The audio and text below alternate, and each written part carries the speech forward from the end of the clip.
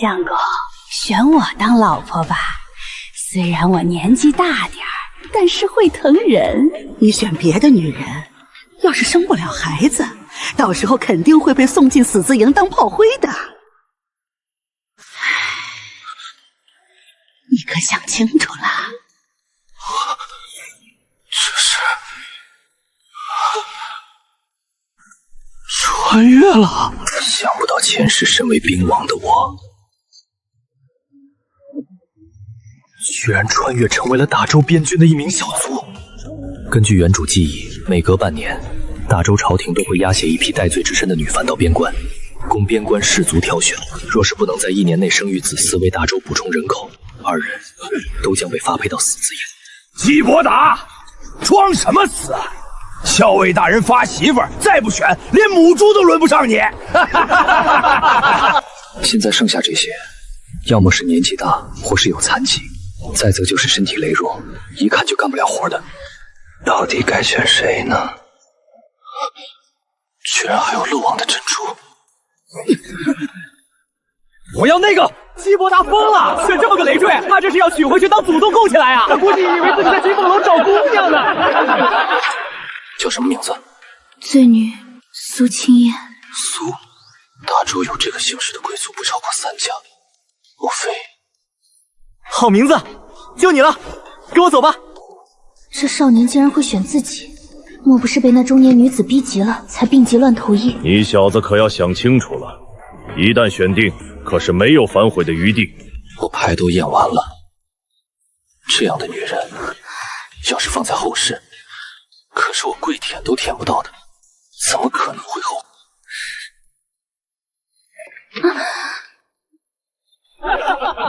一个傻子娶了个瘸子，简直就是绝配！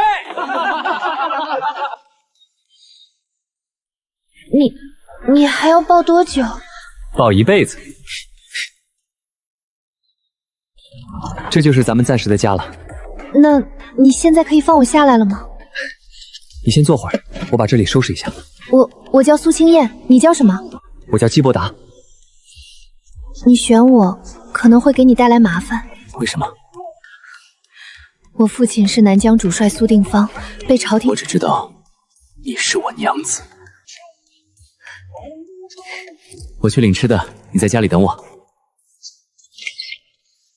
按照规定，士卒每人2个馒头1碗粥，苏青言这种身份，则只有1个馒头半碗粥。看来还得解决下吃食问题才行了。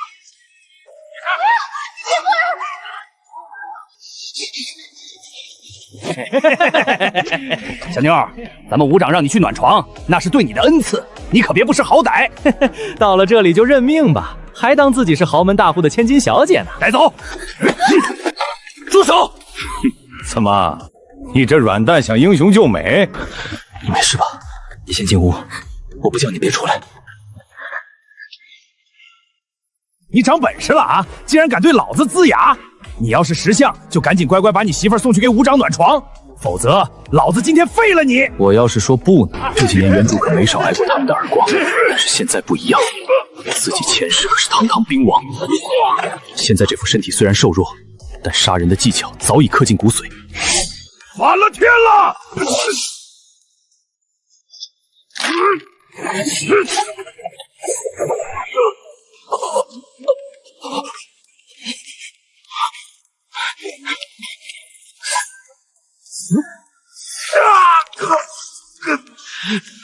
鸡儿狗，老子要让你生不如死！你信不信老子现在就扭断你的脖子？季伯达，你别快来，不然吴长不会放过你的。你大可以让他来找我。滚！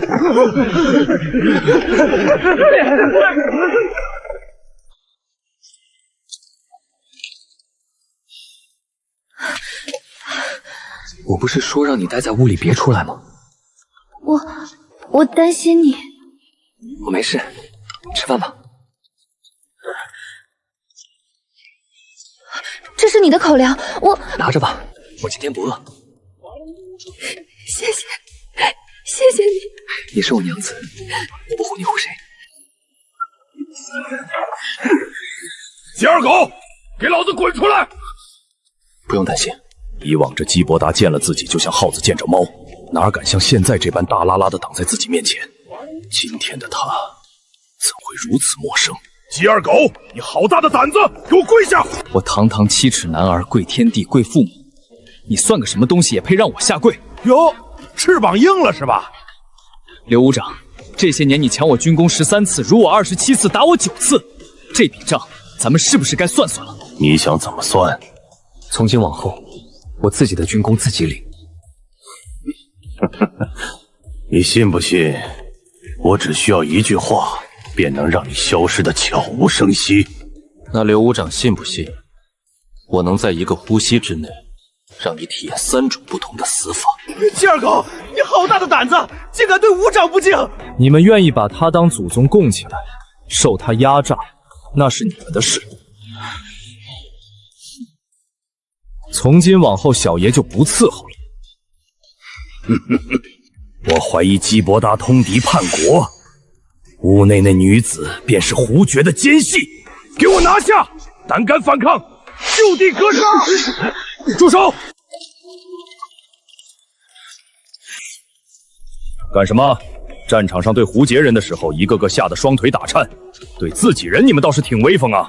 校尉大人，我怀疑基伯达勾结胡贼，我等正要拿下他，去听候您的发落。可有证据？属下怀疑屋内那女子便是胡爵派来的奸细，专程来跟基伯达接头的。你放心，此事我定会彻查。若是有人通敌卖国，我一定亲手砍下他的脑袋。但若是我查出来他们非奸细，而是你陷害同和，那我就砍你的脑袋，行不行？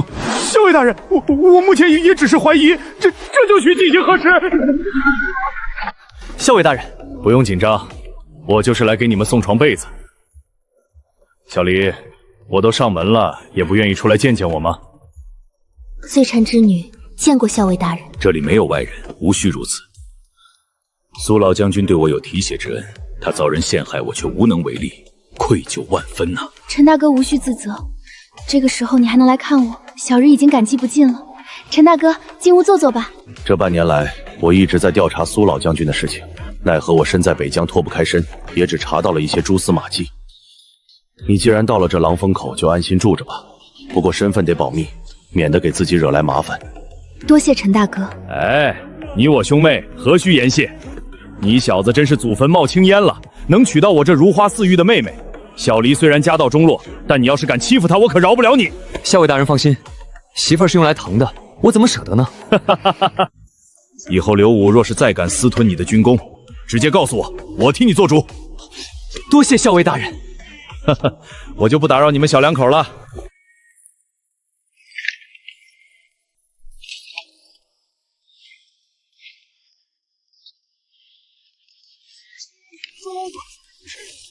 夜深了，要不明天做吧？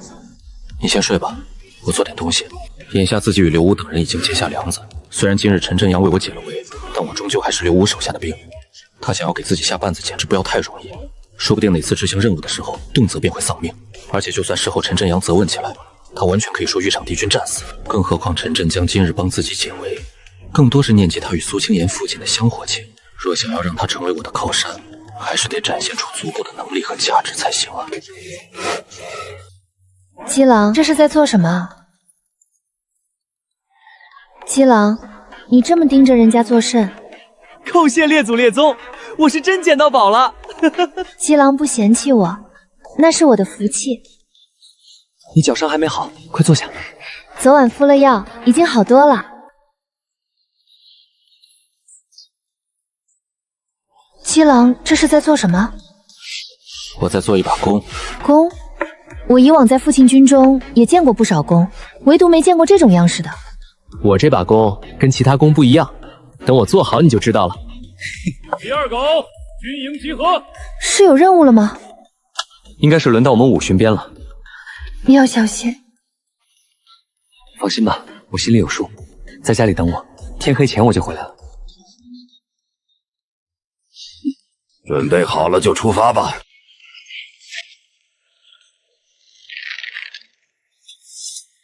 怎么，终于忍不住要动手了吗？第二狗，今日就是你的死期！不识好歹的东西，竟敢与老子作对！记得下辈子长点记性。刘武长，你有没有听说过一话，叫反派死于话多？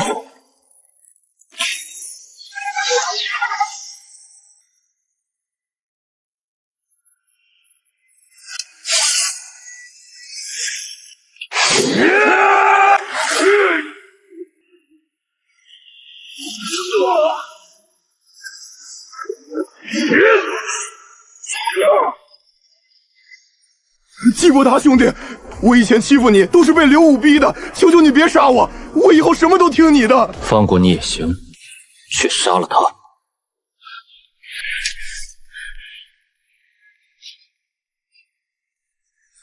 王二柱，你想干什么？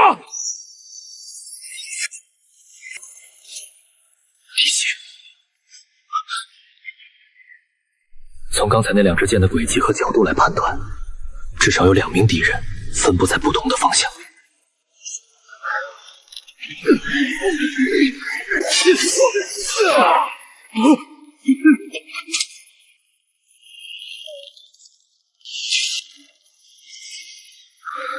先比起前世，这副身体还是太弱了。虽然一直在边关摸爬滚打，可营养却严重跟不上。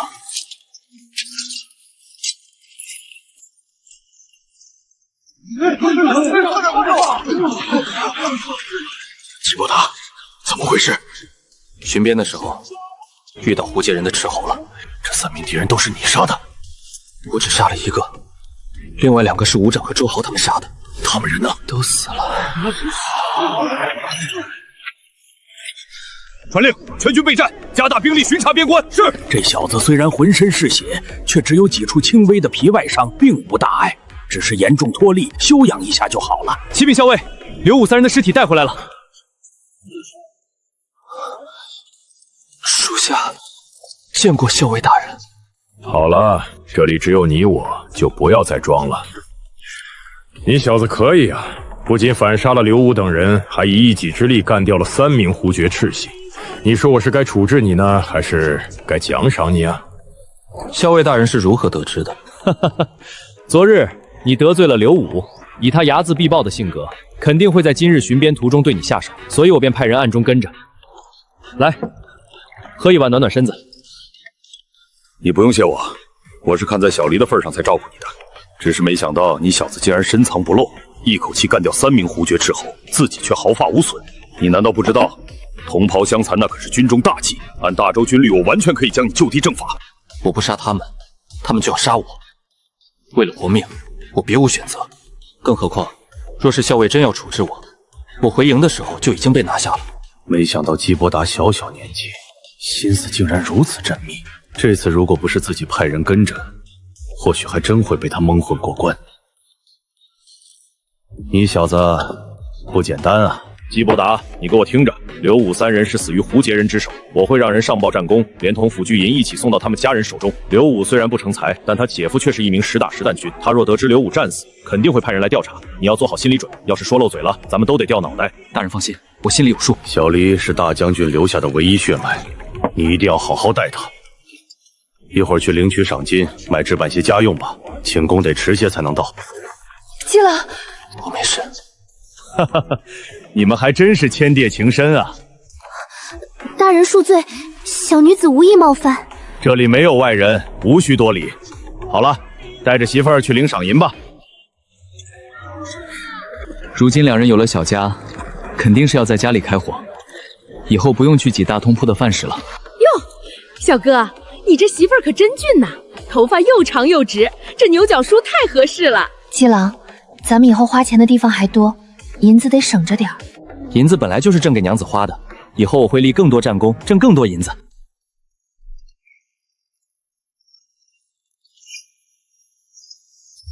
季郎，这是什么吃法？我为何从未见过？这叫火锅，是我在一本奇闻录中看到的吃法。喜欢吃，我以后经常给你做。季郎，你对我实在是太好了。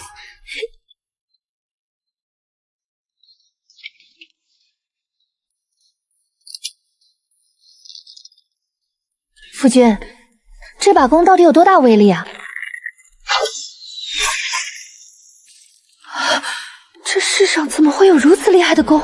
要知道，这1尺多厚的土墙可不是一般的夯土，而是相比铁甲也不遑多让的洞底，普通弓箭根本滴不进去，哪怕是40弓，也最多只能没入3、4寸。而现在，整支羽箭直接没入了一半，几乎将整堵墙穿透，实在是匪夷所思。那是，也不看看是谁做出来的这把弓。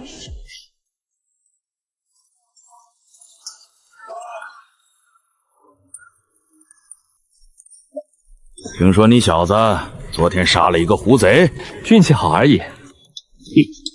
战场上从没有运气一说。我想请你帮我改造一批箭镞。胡杰人的铁剑，看在你干掉一名胡作日猴的份上，我就帮你改改。说吧，你想怎么改？箭楼的3道棱锋要平分，锋线笔直无曲，不然射出去会发生偏移，而且还得做出3个倒钩，这样中箭之后拔出来会造成2次伤害。这种箭尾你是在哪里看来的？我自己琢磨的。天黑之前来拿。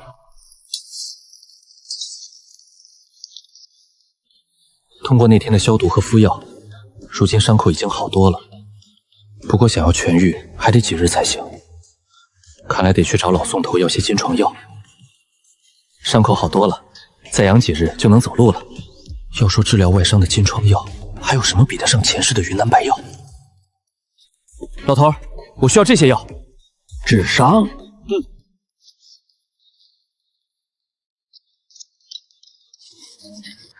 姬郎，你这又是在做什么？我在做一种金创药，有了它，你的伤几天就能好了。真的吗？想不到姬郎还懂医术。感觉怎么样？这药粉怎么有一股香味啊？感觉伤口凉凉的。那就对了。怎么样？杨师傅的手艺自然是没得说，我很满意。使这铁剑至少需要30弓，你这小身板能拉开30弓？我自己做了一把弓，轻松就能把这铁剑射出200-300步。再吹下去，牛见了你都得绕着走。多少银子？银子就算了，争取多杀点狐贼。季伯达，怎么了？夜深了，该就寝了。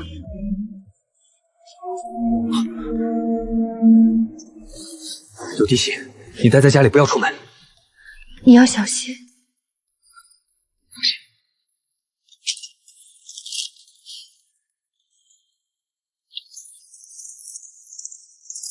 陈振恒，见到你家爷爷还不赶紧开城投降！拔都烈，你我交手这么多次，你难道不知道我大周将士只有战死的，没有投降的吗？要是曾经的大周，我或许还会忌惮3分，奈何如今的大周已经烂到骨子里。你扪心自问，帝都龙椅上那位天子以及满朝贵少，何时在乎过你们的死活？拔多烈，你觉得这种雕虫小技对我有用吗？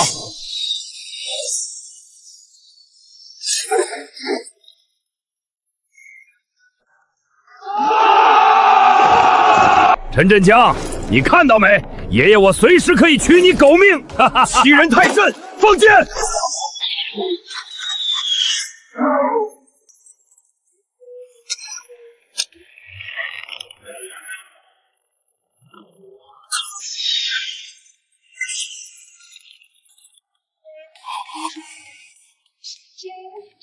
谁射的？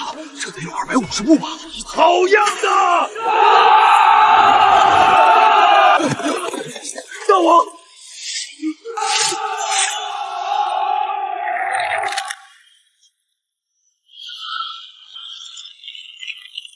之前对陈振恒放箭和射杀标成老马的，应该都是此人。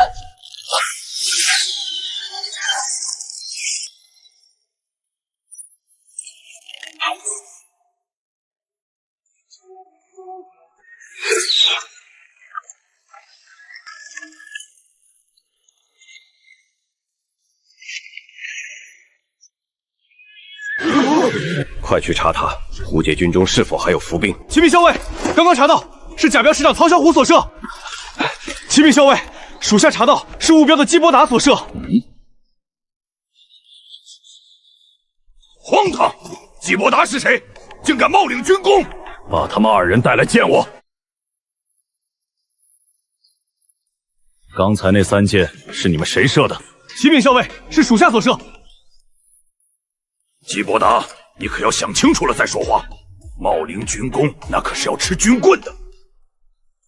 虽然原主和曹小虎不熟，但也曾听人说过，他是假镖镖长曹守义的儿子，担任师长。曹守义父子要强占军功。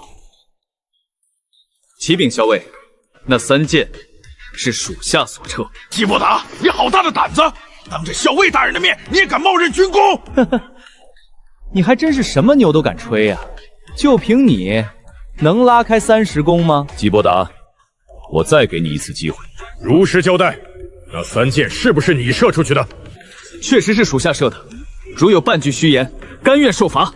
笑话！你说是你射的，那你告诉我，你拿什么弓射的？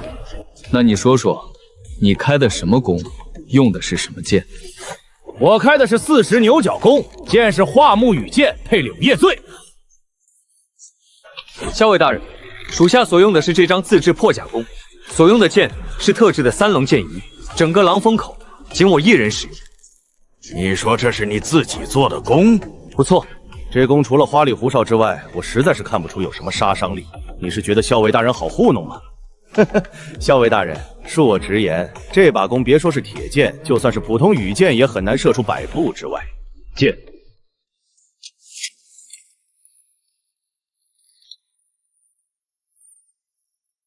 出自杨铁匠之手。属下前日巡边，从胡杰斥候身上缴得来，请杨铁匠改造的。来人，去请杨铁匠来。是。你们去城外寻找这种铁剑。是。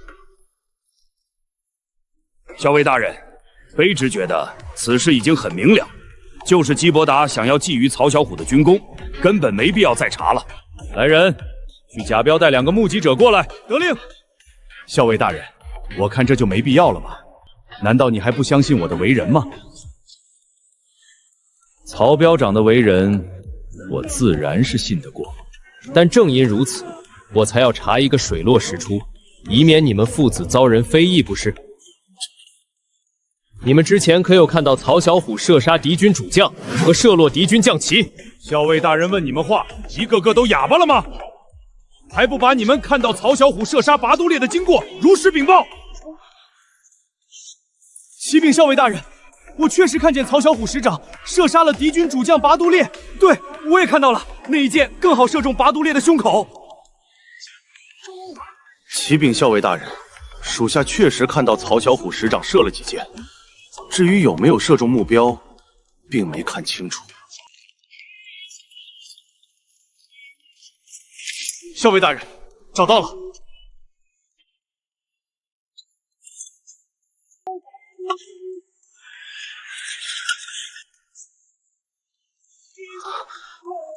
校尉大人，杨师傅到了。草民见过校尉大人。这是今日白天基伯达拿到我铺子里，让我按照他的要求改造的那批铁剑。校尉大人，曹小虎的军功是造假的。校尉大人，他撒谎，就凭他这把破弓，怎么可能射出250步之外？别以为你串通杨铁匠就想抢夺我的军功！哼，你确定是你的军功？曹镖长觉得此事应当如何处理？既然双方各执一词，我看不如让他们当着所有人的面比试剑术，这样真相就一目了然了。基伯达，你觉得呢？可以。好，今日大家都累了，明日到校场比试，一辨真假。你可要想清楚了，现在坦白还来得及。你有把握吗？对付他绰绰有余。校尉大人，这剑有什么问题吗？半个时辰前，有人用这种剑射杀了胡爵主将拔都烈。什么？我的个乖乖！你小子是个什么怪胎？你当时用的是这把弓？你骗谁呢？这不过是一把木弓，而且弓弦松松垮垮，能射100步就顶天了。你明天看了就知道了。好，我一定来。陪我四处看看。想不到你的剑术如此了得，以前还真是没看出来啊。校尉大人相信是我射杀了巴都烈？我看起来很愚蠢吗？你觉得胡杰人为何会在这个时候攻打狼风口？最坚固的雄关，往往都是从内部瓦解的。你觉得会是谁？把饵放下去，只要有鱼就一定会咬钩。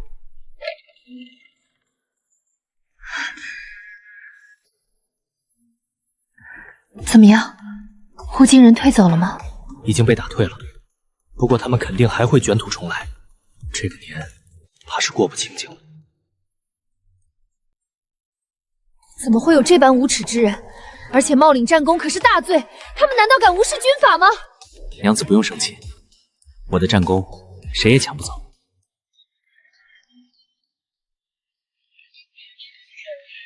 虎子哥，你可真是厉害啊！就是，虎子哥前途无量啊！你给老子听着，是你的东西就给我抢回来，别丢了咱们雾标的脸。我真以为老马不在了，咱们雾标就成了任人拿捏的软石子了。放心吧，这军功他抢不走。看不出来，你小子有点骨气。等回头赏银下来了，我请大家喝酒。季伯达，咱们标长要见你，跟我走吧。我不是贾彪的兵，曹标长若是有事儿，让他来找我。大胆，你竟敢抗命！你算个什么东西？有什么资格命令咱们雾标的兵？季伯达，能否借一步说说？大家都是敞亮人，曹标长有什么话在这儿说就行了。你年纪轻轻，能力也不错，不如来我剿贾彪，我给你个学长做。曹标长的好意我心领了，正为无功不受禄，我觉得还是自己挣来的东西拿着心里更踏实一些。要不这样，这次节度府发下来的赏银全部给你，师长的位置我依然给你留着，如何？我觉得有必要纠正一下，那本来就是我的，不需要经你的手给我。你可要想清楚了，过了这个村就没这个店了。你还年轻，以后的路还很长。不劳费心，给你活路你不走，非要找死。 250步，每人3支箭，谁中靶多算谁胜。请问校尉，若是都没中靶怎么算？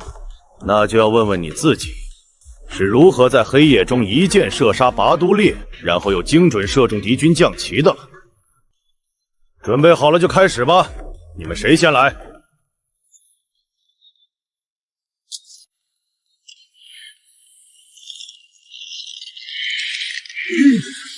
曹小虎果真恐怖，整个狼风口，估计也就他能开40弓了吧？啊！竟然差了足足30步！该不会冒称军功的人是曹小虎吧？校尉大人，第3箭我放弃。他已经没有力气拉开第3次弓了。小子，你行不行啊？你看着吧，很快就有结果了。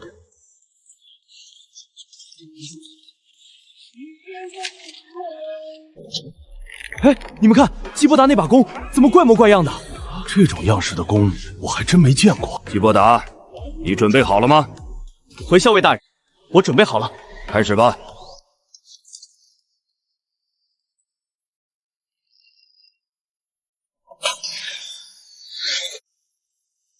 我的天，这怎么可能？这不可能！就算是50弓，也没有如此强大的杀伤力，估计也只有传说中的铁佩弓能与之相比了。看来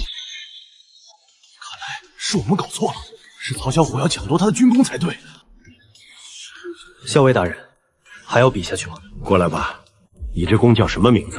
就叫他破甲吧。破甲，好名字。你还有什么要说的吗？逆子！ 你竟然做出这种事情来！今日定要好好教训你！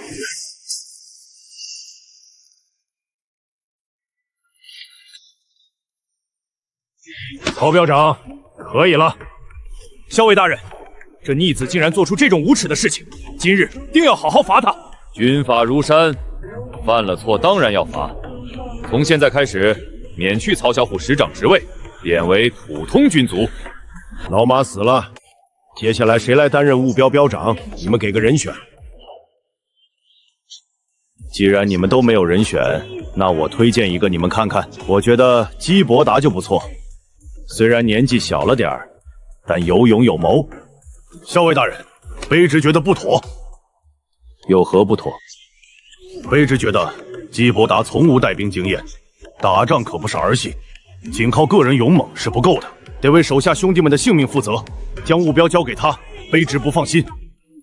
在下虽然年轻，但也看过几本兵书，用兵之法和带兵之道也略懂一些，自认为统领300-500人还是不在话下。狂妄！乳臭未干，竟敢在这里大言不惭！师长若是不信，咱们可以比一比。行，你说怎么比？很简单，咱们双方各调500兵力在沙盘上推演，看谁获胜。原来是纸上谈兵，那我就陪你玩玩。100骑兵正面冲锋。这也太冒进了吧！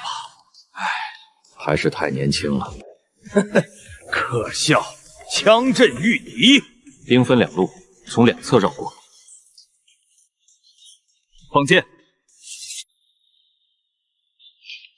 盾牌抵挡。步兵阵营抛射3轮之后，便直接冲锋。梁铁山，你再不认输，那就真要被杀得片甲不留了。纸上谈兵而已，而且你也不过是侥幸获胜，这做不得输。嘿，梁铁山，你是不是男人？说出来的话还赖账？不是我梁铁山输不起，而是我不想拿务标的100余弟兄的性命当儿戏。纸上谈兵算不得什么，有本事咱们拉开架势，真刀真枪干一场。好，咱们各带一伍进行实战对抗。你要是还能赢，我不但赞同你当标长，以后对你唯命是从。没问题。不过我有一个要求。你说。我毕竟没有自己的兵，我得挑选5人进行训练。行，那就给你3天时间。3天之后，咱们演武场见真章。不用3天，3个时辰即可。什么？3个时辰？季伯达，3个时辰真的足够吗？足够了。来，大家都过来一下。是。这能行吗？放心，只要你们按照我的做，别说是5对5，就算是5对10，也有很大胜算。季伯达，我不想占你便宜，实在不行，我再给你2天时间，如何？不用了，开始吧。这能行吗？放心，只要按照咱们操练的来，一定能轻松取胜。双方实力悬殊太大，这场比试应该没什么悬念。实战不是纸上谈兵，季伯达相比起梁铁山，经验差了太多，想要取胜太难了。开始！盾！枪！我输了，输得心服口服。从今以后，你季伯达便是务标标长。梁大哥承让。好，我宣布，从现在开始，季伯达担任务标标长。告诉我，我哥是怎么死的？启禀将军，是在狼风口被周军射杀的。把当时的情况一字不漏地告诉我。当时末将等正在巡视，忽有冷箭射来，拔都烈便中箭了。250步，周人的箭矢能射透重甲。将军，我们没有说谎，拔都烈将军确实是被城墙上的周军一箭射杀。好恶毒的箭，好恐怖的弓箭手。铁木儿，你是我大枪10大射雕手之一，你告诉我，250步之外，你能否一箭破甲？禀将军，250步已是雕弓极限，纵用铁箭破重甲，需150步内方见血槽之效。从现在开始，由我接管这支军队，哥哥的大仇我亲自报，但属于你们的耻辱，必须由你们自己去洗刷掉。告诉我，你们应该怎么做？攻破狼风口，杀他个片甲不留！我还有一事相告，此人可靠吗？此前正是他主动写信给拔都烈将军，愿主动献降，来我军中换取一个职位。本将担心这其中有诈。半个时辰前，他再次传来密信，后天子时打开城门，与我军来个里应外合。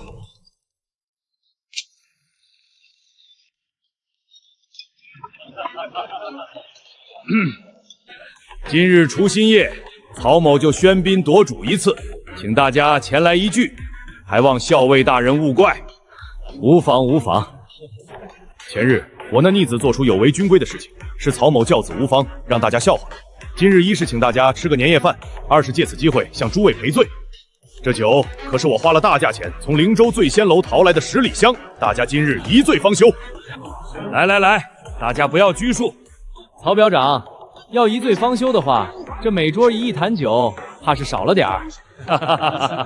朱老弟放心，酒管够，喝完我立马让人去拿。10里香这种酒，可不是谁都能喝得到的，大家可别辜负了曹表长的一番美意。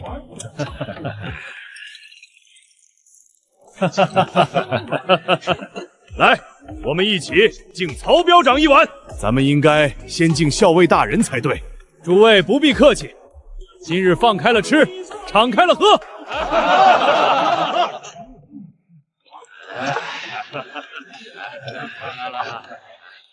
凌兄弟，之前的事情虽是一场误会，但也给你添麻烦了。今日我代犬子向你赔罪，希望你别往心里去。曹主长言重了，虽说曹小虎想要抢我军功，但那毕竟不是你曹表长指使，你犯不着给我赔罪。校尉大人，这胡杰大军撤而不退，一直在30里外虎视眈眈，他们这是要做什么？自然是伺机而动，想要攻破我狼风口。他们简直是痴心妄想！数十年来，他们攻打狼风口的次数不下100次，5年前更是出动1万大军，还不是被我们挡在关外？狼风口易守难攻，胡杰就算再增派2000兵力，也无济于事。可若是有人与胡杰人暗中勾结，想要来个里应外合呢？校尉是说有人通敌？谁？站出来！看老子不撕碎他！曹处长，你想什么呢？我没想什么。以前有位奇人教了我一门神通，可以猜到别人心中所想之事。凌兄弟，你遇到的多半是江湖骗子，当不得真。是吗？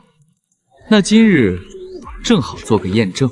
曹表长现在在想，胡杰人的1000锐卒应该已经抵达狼风口关外，只需自己打开城门，他们便可入关，兵不血刃拿下狼风口。吉伯达，你在这里胡言乱语什么？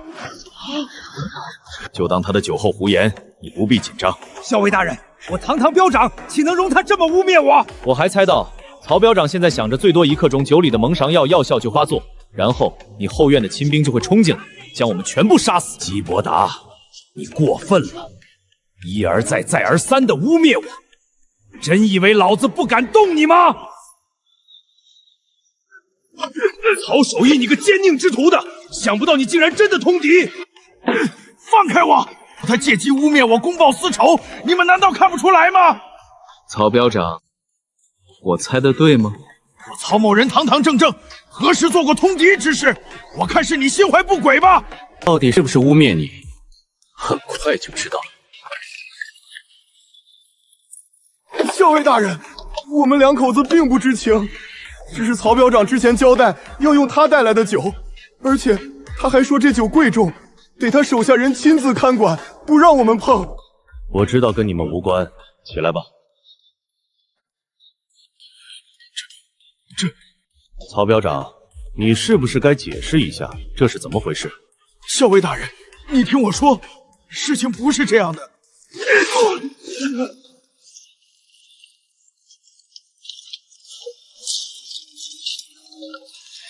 动手！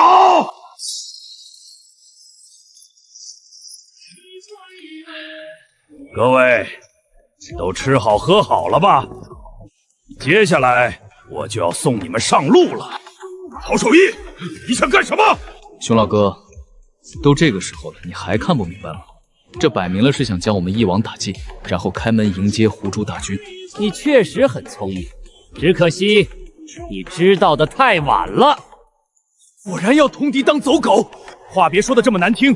正所谓人各有志，咱们当兵为的不就是飞黄腾达吗？反正都是当兵，管他主子是大周皇帝还是胡克单云，那些豪门贵胄一餐抵我辈10年饷。这身铁甲穿了20载，不及世家子腰间玉带，凭什么？为了升官发财，你这是连祖宗都不认了吗？呵呵，少跟我扯这些。胡杰人答应我，只要帮助他们拿下狼风口，便给我一个千夫长的职位。到现在，你依然没有意识到自己的错误。错误，历史都是由胜利者书写的，对错也是我说了算，因为你们马上就要死了。我劝你，还是回头看清楚局势，再下结论。你什么意思？拿下！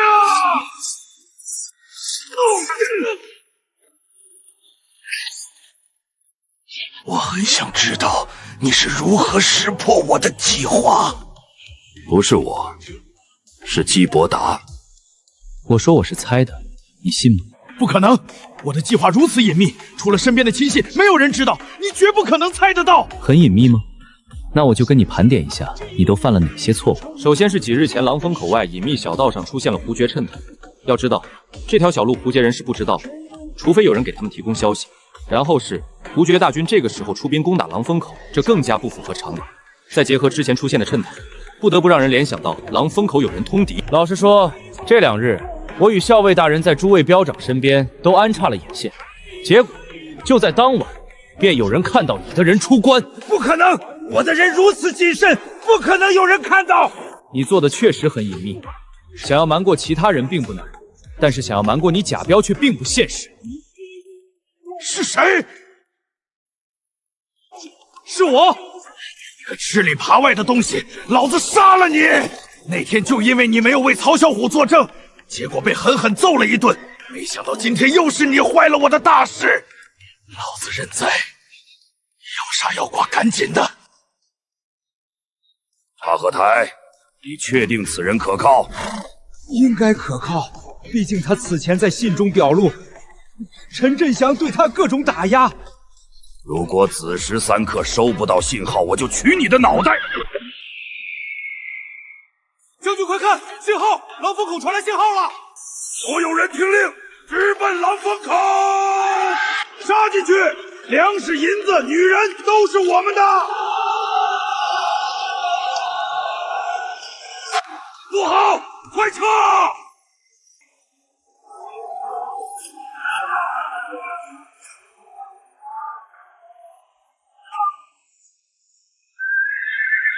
巴图特尔，我等你多时了。陈振江，你卑鄙！正所谓兵不厌诈，你想与曹守义里应外合，难道我就不能瓮中捉鳖吗？从步道冲上去！减慢箭雨攻击。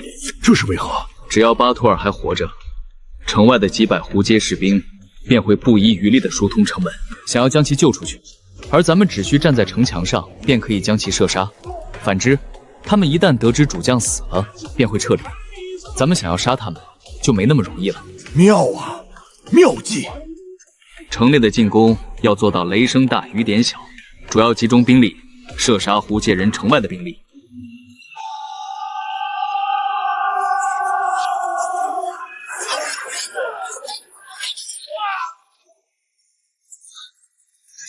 咱们还是撤吧，救不出巴图尔将军，咱们所有人都得死。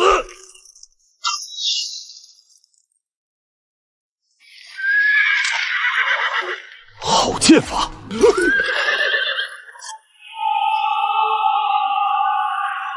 启禀校尉，昨夜一战，已知战亡不足10人，20余人受伤。相比起以往5换1的战损，这简直是想都不敢想的结果啊！估计这战报要是传到漠北大营，他们都严重怀疑我们虚报战功。这一次，胡杰人在狼风口吃了这么大的亏，定然不会善罢甘休。再加上他们对狼风口早就是虎视眈眈，相信下一次大战不会太久。来多少咱们杀多少，就怕他娘的不来。经历此战之后，胡杰若是再出兵，定然做好充足的准备。咱们这一营兵力未必能挡住他们。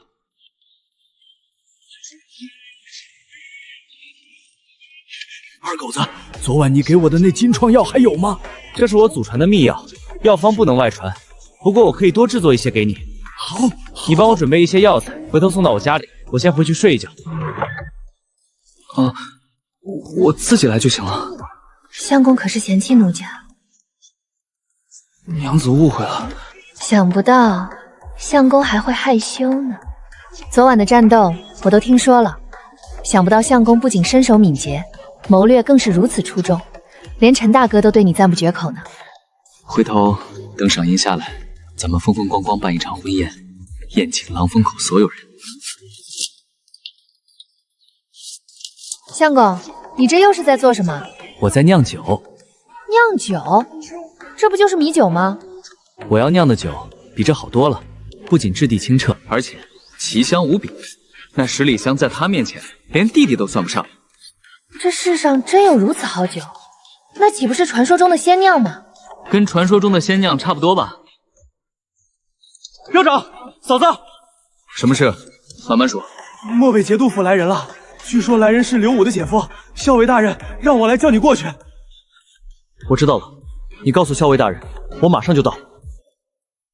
务标标长基伯达前来听命。进来吧。你就是基伯达？属下正是。听说你一箭射杀了拔都烈。是。听陈校尉说，除夕夜狼风口一战的整体布局也是出自你手。是。果然是英雄出少年啊！短短便从一个边军小卒直接爬上了标长的位置，这就算放眼整个北疆也不多见。谢大人夸赞，诛胡虏以报圣恩，乃我边军本分。可惜你不该杀刘武，他再草包，也毕竟是我的小舅子。杀了他，我得拿你抵命。小相公，选我当老婆吧。虽然我年纪大点儿，但是会疼人。你选别的女人，要是生不了孩子，到时候肯定会被送进死字营当炮灰的。你可想清楚了？这是穿越了。如第一集所见，身为兵王的我，居然穿越成为了大周边军的一名小卒。为了不被丢去死字营当炮灰，我不得不在一群罪女中挑选妻子，却一眼相中蜷缩在角落的落难千金苏清燕。可没想到刚娶回家，武长刘武竟要我把媳妇儿送去给他暖床。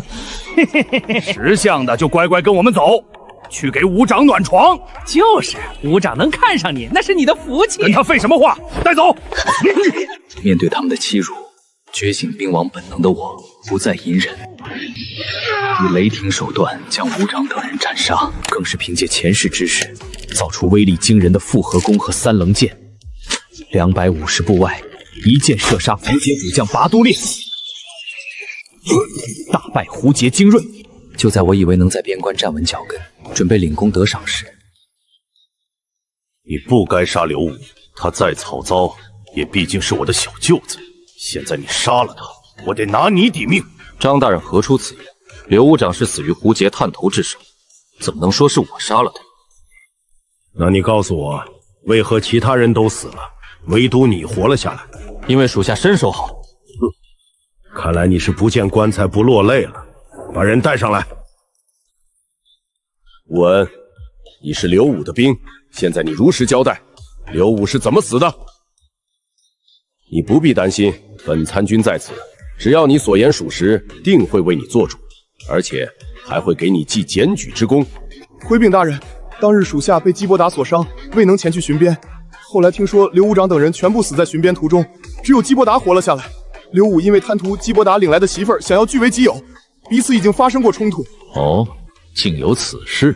结果这次巡边后，死掉的却是刘武等人，所以我推测，他们当时肯定是遇到了胡杰斥候。一番激战之后，他们干掉了胡杰斥候，基伯达却趁机偷袭，将刘武等人也一并干掉，然后将他们的死因归结于胡杰斥候。基伯达，你还有什么话说？张大人，刚才吴恩所说大多是他的臆测，并无实质性证据。当日遭遇胡劫斥候的情况，属下已据实禀报。如果张大人非要将刘武长的死归结在我身上，属下无话可说。张大人，此事我当日已经派人核实过，大致与基伯达所说一致。而且刘武、周武以及王二柱3人的伤口我也亲自看过，确实是死于胡劫人的弯刀与铁剑。陈振江，你可知道包庇残害同袍的凶手，哪怕你身为校尉，也是要杀头的。我自然知道，但我所言句句属实。好，很好。你说此前基伯达伤了你？是的，大人。大胆基伯达，竟然对同胖兄弟下此死手，你可知罪？属下知罪。本以为基伯达会为自己辩解，如此一来自己便可借题发挥，处置他。没想到他竟然直接认罪了。念在你杀敌有功的份上，罚你10军帐，同时补偿吴恩10两银子的汤药费。另外，战功奖赏减半。属下领命。小子，今日让你躲过一劫，但不要以为就这么完了。你最好祈祷不要让我查出什么。如今没了靠山，基伯达若想报复自己，那自己一定会死得很惨啊！你不用紧张，我基伯达不是那么小气的人，回头我会让人把银子给你送过来，你可以走了。啊！刚才实在是太险了，我生怕你沉不住气。我还好，反倒是校尉大人比我还紧张。你这不是废话吗？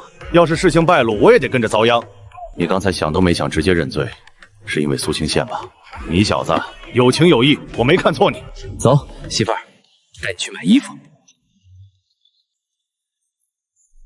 掌柜的，把最好的料子拿上来。哟，凌彪长，您这是带夫人来做新衣？把好料子都拿出来，让我娘子挑选。年前才刚从灵州进了几匹上好锦缎，我这就拿出来给2位挑选。相公，要不咱们还是到别家看看吧，得为以后的日子精打细算呢。夫人，这街上除了本店，再也找不到这么好的锦缎，而且不瞒您说，这几匹料子已经压手里几个月了，一直卖不出去，我都准备退回去了。如果2位要的话，我可以给你们成本价。行，我们全要了。啊，全要？对，娘子喜欢就行。掌柜的，你看能做几套衣服，一起算算。然后先把红色做成喜服，3日后咱们成亲要穿。哟，凌彪长要成亲啊，那我一定要来讨杯喜酒喝。相公，咱们成亲，你准备请哪些人啊？人太多的话，估计小院容不下。咱们到时候就在军营大摆宴席，宴请所有人。啊，那得花多少银子啊？娘子不用担心，我这次的赏金可是足足2000两，花不了多少银子的。而且成亲这种喜事，一辈子就一次，当然要跟所有人分享了。相公，你刚刚说什么？我说，成亲一辈子就一次，自然是要跟所有人分享啊。呸！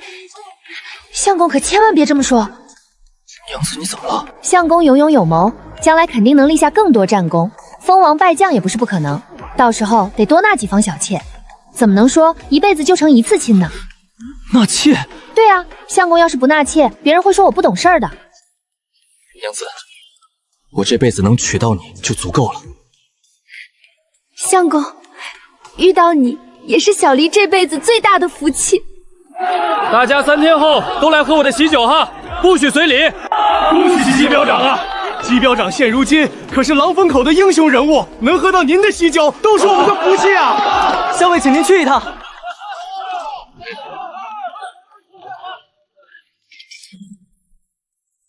季伯达，你将之前的5行追阵画出来下，之后我们准备在各标区行演练了。是。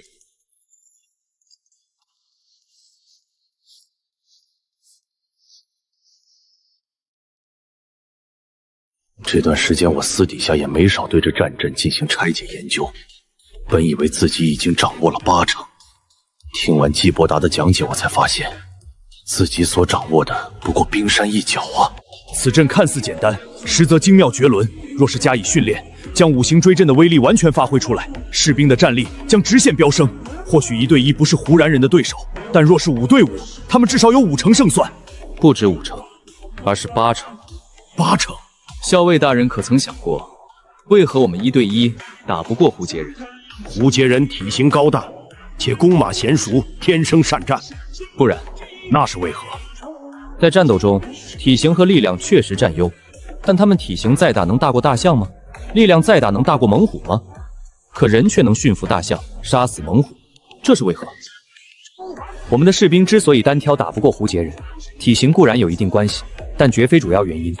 想我大周鼎盛时期，无论是北方胡杰，还是南方蛮子，亦或是东疆众多岛国和西域强敌，都无法与我大周战兵移风。归根垫底，是这些年我们被外敌打怕了，以至于所有人的骨子里都认为我们打不过别人。基伯达说的对，因为这些年我们被胡杰人打怕了，以至于很多人在听到胡杰人这个名字，内心都会不由自主地生出恐惧。胡杰人的马蹄声就像是催命符一般，让很多兵卒双腿不住颤抖。胡杰人弓弦颤动的声音就像是恶鬼的嘶吼，哪怕隔着老远，就让无数人为之胆寒。试问这样一支队伍，怎么可能打胜仗？那如何才能打胜仗？一支合格的军队，除了需要士兵拥有强健的体魄之外，锋利的兵器和坚固的盾甲也是必不可少的。但若想成为一支优秀的军队，除了这些，还要有严明的纪律，要求上至主将，下至每一位士兵都能做到令行禁止。但想要成为一支纵横沙场的无敌之军，以上这些只是最基本的条件。纵观历史，细数那些常胜之军之所以能横扫疆场，所向披靡，甚至很多时候能以少胜多，不难发现他们身上都有一个共同特征，那是什么？那是勇往无前的气势，舍我其谁的霸气，以及视死如归的决心。战阵如棋，落子无悔，兵锋所指，万灵尽生。真正的无敌之师，不败非因无敌，而是无人敢敌。这就是军魂。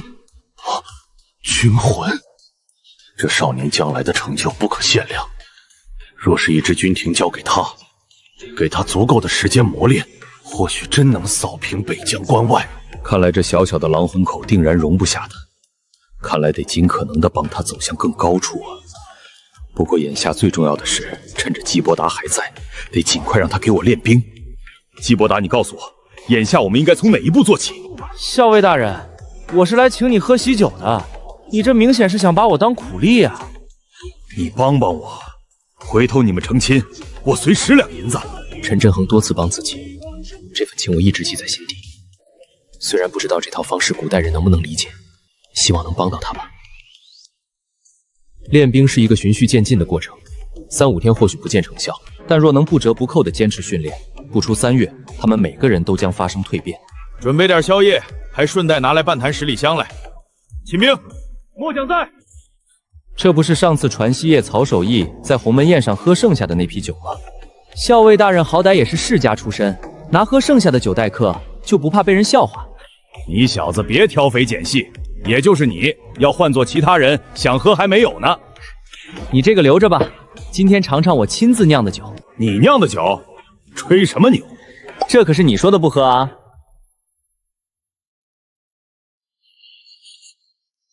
好香！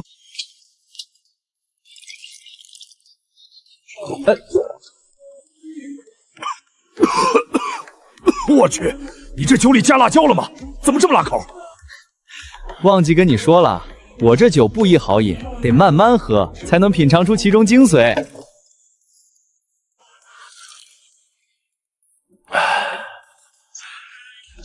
这世间竟然有如此美酒，这酒叫什么名字？你从何处得来？都说了是我自己酿的，你怎么就不信呢？那你这酿酒之法从哪儿学来的？那书封已经损坏了，只有部分内容。你小子防着我是吧？我真怀疑你不是这个世界的人。莫非陈真阳知道了自己的穿越者身份？我听小玲说，校尉大人出身关陇世家，自幼饱读圣贤书，为何选择来这边关过刀口舔血的日子？我跟祖上确实辉煌过，但如今家族严没落，一出生便被家族寄予厚望，从小便背负上重振门楣、光宗耀祖的使命。可他们又哪里知道，如今的大周，读书人的晋升通道早已被那些顶级世家门阀给垄断。像我这种寒门出身的子弟，就算有一身治国之才，终其一生也跨不进那道门槛。唯一的出路就是进入那些世家门阀，给他们做幕僚。可他们不过是一群附身在大周身上的吸血虫，一心只想着自己的利益。至于帝国昌盛、造福百姓乃至民族存亡这些东西，在他们看来不过是一个笑话。所以你才决定弃笔从戎，想要在边关战场来实现自己的抱负。一开始确实是这样的想法，可我到了边关之后才发现，边关与朝堂并无什么两样。就算你有勇有谋、屡立战功，也抵不过人家宗族血脉之情。这种情况无论在哪个年代都存在，根本无法避免。那你当初为何不留在南疆，继续跟在苏老将军身边呢？苏老将军固然爱才，可当时的南疆已经被他平定，南蛮退走不敢再犯，短时间内不会再有战事，所以我才来了北京。校尉大人，据我所知，如今的大周已经烂到骨子里了。你觉得帝国还能存在多久？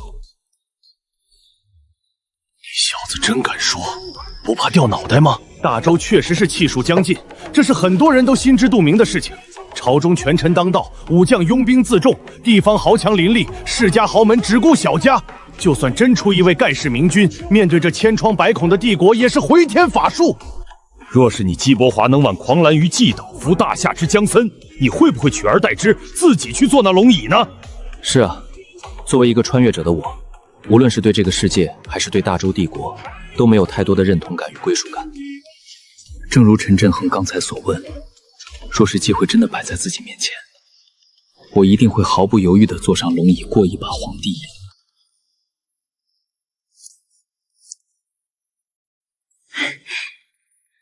相公回来啦？怎么还不睡？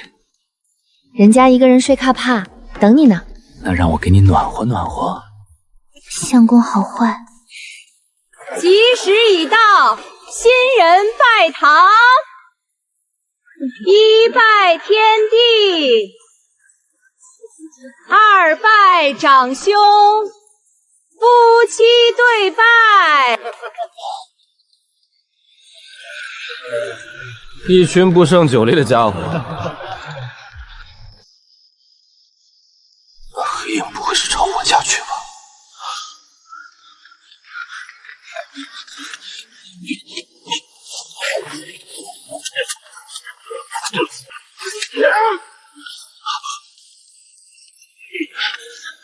要知道，就算是前世高手如云的特种部队，我也是数一数二的近战好手。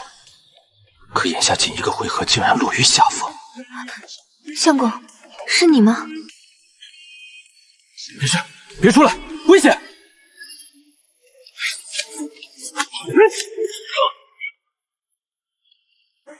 那一拳虽然砸中对方，但是对方身上传来的这股寒气也让我不好受啊。现在整条右臂如遭雷石，肌肉突突乱跳。相公，你没事吧？娘子，快进屋！贼人，看招！别来无恙。娘子，你没事吧？鸡兄弟，你没事吧？没事，喝大了，不小心摔了一跤。你可悠着点儿，别摔个鼻青脸肿，大家还以为你被弟妹给揍了呢。别怕，有我在。看来这个世界的个人武力值比自己想象中的要强不少，对敌经验和杀人技法我都不缺，唯独这具身体的体能跟不上。要不然昨晚就算无法拿下对方，至少也能让自己立于不败之地。杨师傅，帮我打一把刀。打什么刀？你这什么玩意儿？刀不像刀，剑不像剑，哼，中看不中用的绣花枕头。枉你当了大半辈子铁匠，本以为你是个识货的主，不曾想你跟其他人一样，都是有眼不识金镶玉。鸡二狗，你竟敢在老夫面前大放厥词！真以为请我喝了几坛酒，老夫就不敢揍你了？我这把刀可轻松斩断马腿，还能轻松穿透胡车人的铁甲。你要是不信，咱俩打个赌如何？赌就赌，我怕你不成？你要是输了，以后每天给我送一坛酒。没问题。要是你输了咋办？切，我要是输了，以后你来打任何东西，我一律不收钱。好，赌了。每天一坛酒，你小子可不许反悔。行，不过有一点我得事先声明，断刀的每一个步骤都得按照我的要求来。行，都依你。这炭不行，得处理一下。臭小子，你疯了！这炭可是花银子买的，你这么糟践了还怎么烧？嚷嚷啥呀？一会儿你得感谢我。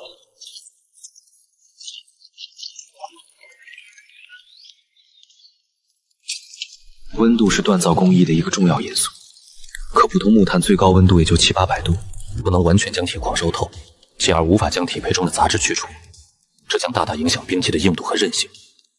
煤炭自然是最好的燃料，可惜如今的大周并没有发现铁煤炭这一矿产，我一时半会儿也找不到这个东西，所以只能用泥浆浸泡这种传统方法。通过泥浆浸泡之后，可以将温度提升到1000度以上，勉强能够满足要求。接下来便是烧矿，这些技术我并不熟悉，只能靠杨铁匠一个人操作了。平时需要烧大半个时辰才融化的铁矿，现在只用了不到半个时辰就融化了，而且化得非常彻底。莫不是跟基伯达之前用黄泥浆浸泡木炭有关系？杨铁匠，这铁胚需要反复折叠15次，然后用大铁钳夹住铁边的两端，将其扭成麻花状。你小子没完了你！你还想不想喝酒了？看你小子能变出什么来！等等，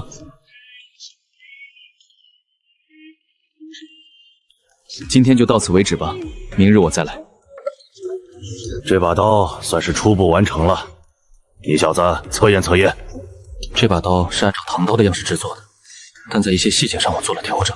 刀身修长，形似荷叶，但又只有单刃且略有弧度。唐刀虽锋利，在削刺条等招式上有很大优势，但在劈斩方面却由于自身重量较轻而威力不足，所以我在设计的时候将刀脊加厚了几分。别磨蹭了，赶紧试刀。那腿骨断口竟然如此平整。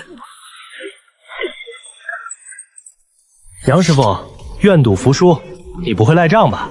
好小子，我果然没看错你。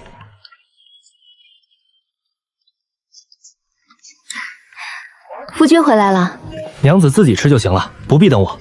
那怎么成？夫妻之间肯定是要同吃同睡的。校长，校尉大人让我通知您，马上过去一趟。昨晚巡边的5名边军失踪了，已经派人去现场了，并未找到尸体，但却发现了打斗的痕迹和少许血迹。莫非他们跟自己上次一样遇到了胡绝斥候？如果是这样的话，那5名斥候估计已经死了。既然对方干掉了5名边军，那他们极有可能已经潜入了狼风口。若真是这样，事态的严重程度丝毫不亚于胡绝大军兵临圣城。对方既然是从险要小道潜进来的，人数肯定不会太多，而且能够被敌方派来执行如此重要的任务，必然是赤手中的精锐。对方要是隐匿在关内，想要将其找出来就太困难了。大家都说说吧，眼下怎么办？最要紧的是把那支潜入狼风口的斥候小队找出来，不然恐成祸患。可问题是，狼风口地形复杂，对方若是藏匿起来，想要找到他们谈何容易？这还不简单，我们直接动用所有兵力将狼风口翻个遍，就算掘地3尺，也要把他们挖出来。此举不妥，若是大规模搜捕，难免打草惊蛇。先不谈能否找到，就算是找到了，对方狗急跳墙，定会对无辜百姓下手。季伯达，说说你的看法。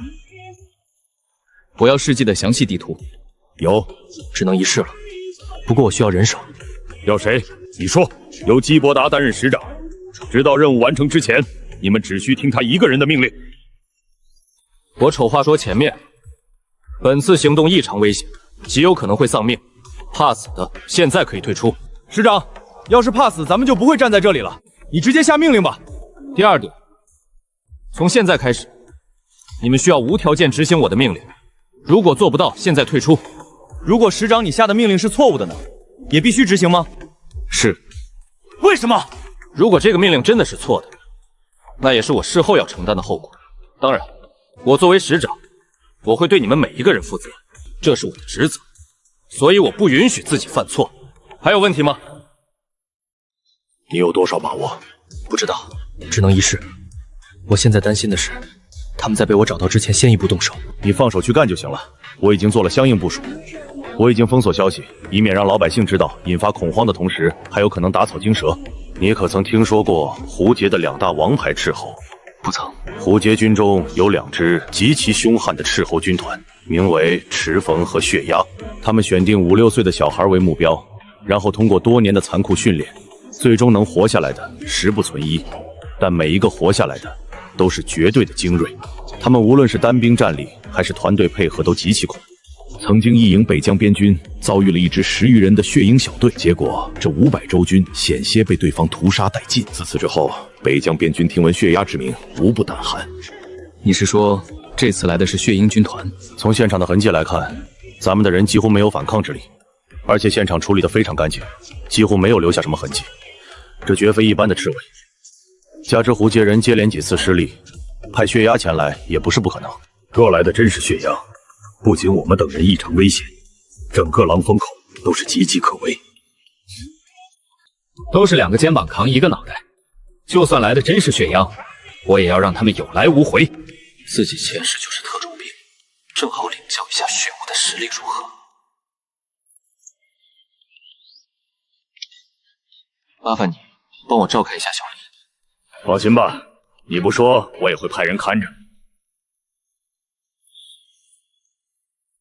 这一路上有7组脚印，说明对方至少有7个人，而且从脚印消失的方向判断，对方现在极有可能躲在市集之中。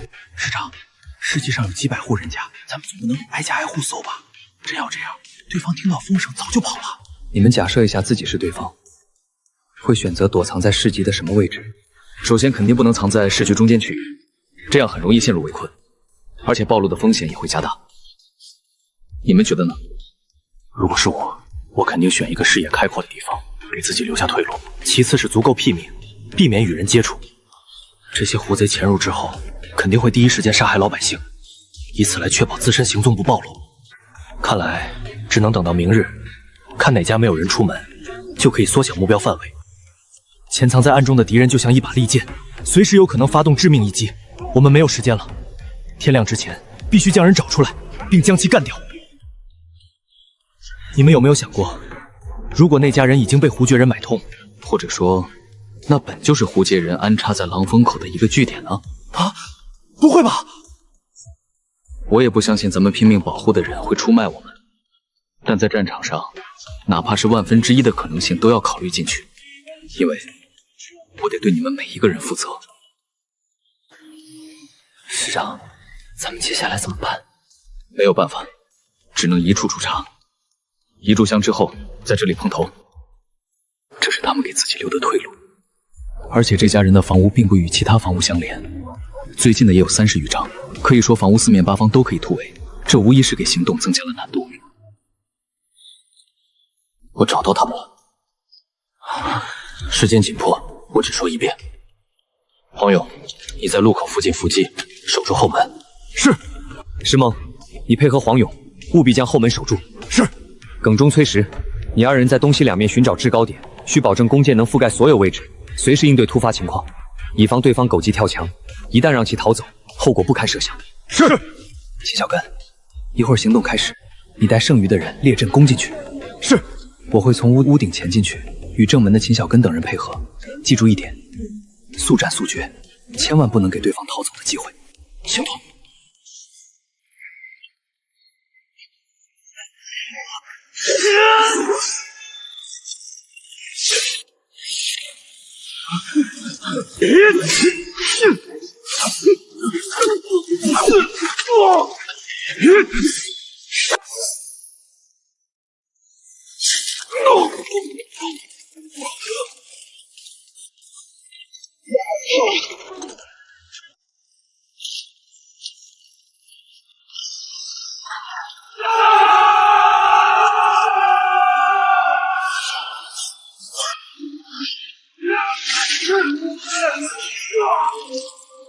总感觉哪里不对劲，那里是崔实所在的位置。刚才我只看到耿忠一个人放箭，按理说崔实的位置视野更好，距离也更近。若是他配合的话，对方连逃走的机会都没有。可崔实却迟迟没有放箭。崔实被杀，怎么会这样？还有漏网之鱼！原地等我，不准跟来！我知道对方一定就藏在索隆林中的某个角落等着我。如果不能将其击杀，我没办法对死不瞑目的崔实交代，无法对死在屋里那对中年夫妇交代，也无法对自己交代。从崔实的死状来看，对方的实力非常恐怖，以至于崔氏几乎都没有反抗之力，甚至连发出警示的机会都没有。或许我们还没行动的时候就已经被此人发现了。他先是给屋里那行血压斥候传讯，然后迅速逃了出来。这也是为何在行动之前我听到屋内有异动的原因。奈何当时情况紧急，我并未注意到这一细节。脚印消失了。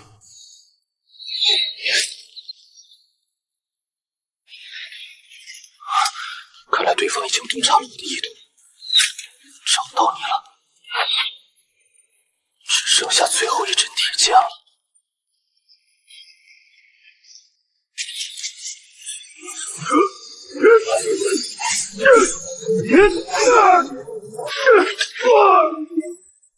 八台烈两兄弟是死在你手中的。不错，是我杀的，而且我马上送你下去见他们。哼哼，你要是知道我是谁，你就断然不会说出这样的话。对于死人的身份，我不感兴趣。年纪轻轻，口气倒不小，真以为我这百夫亭是吃素的吗？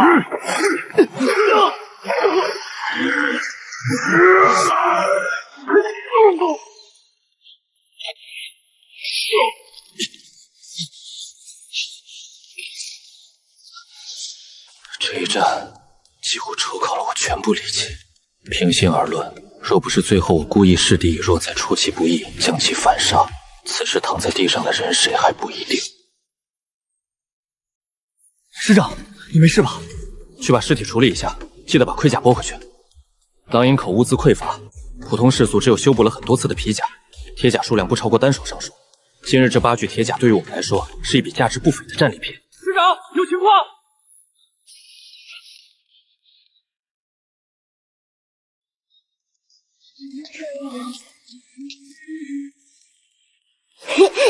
娘，你是谁？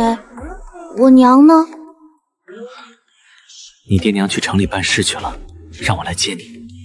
你骗人！娘说了，只要我躲在这里，不让爹爹找到，就给我买糖吃。孩子，你爹娘去了很远的地方，从今天起，我的家便是你第2个家。你们怎么样？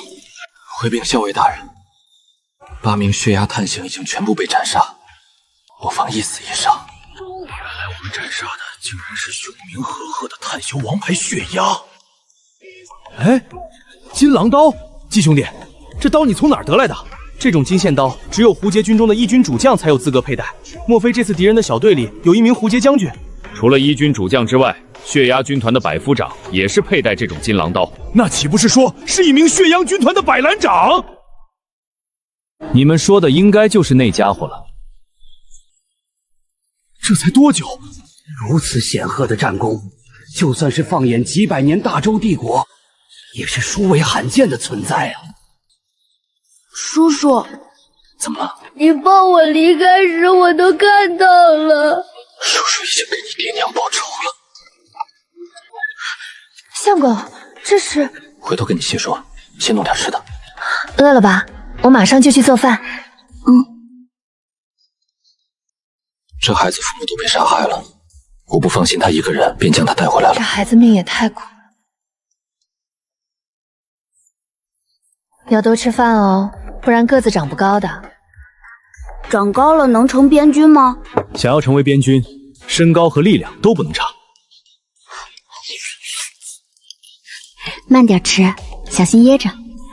之前拔都烈与巴图尔2兄弟先后殒命于狼风口，定然引起了南征主帅拓跋烈的重视，所以这次才派一支血勇小队来查探虚实。当然，若是可能的话，他们不介意直接夺下狼风口。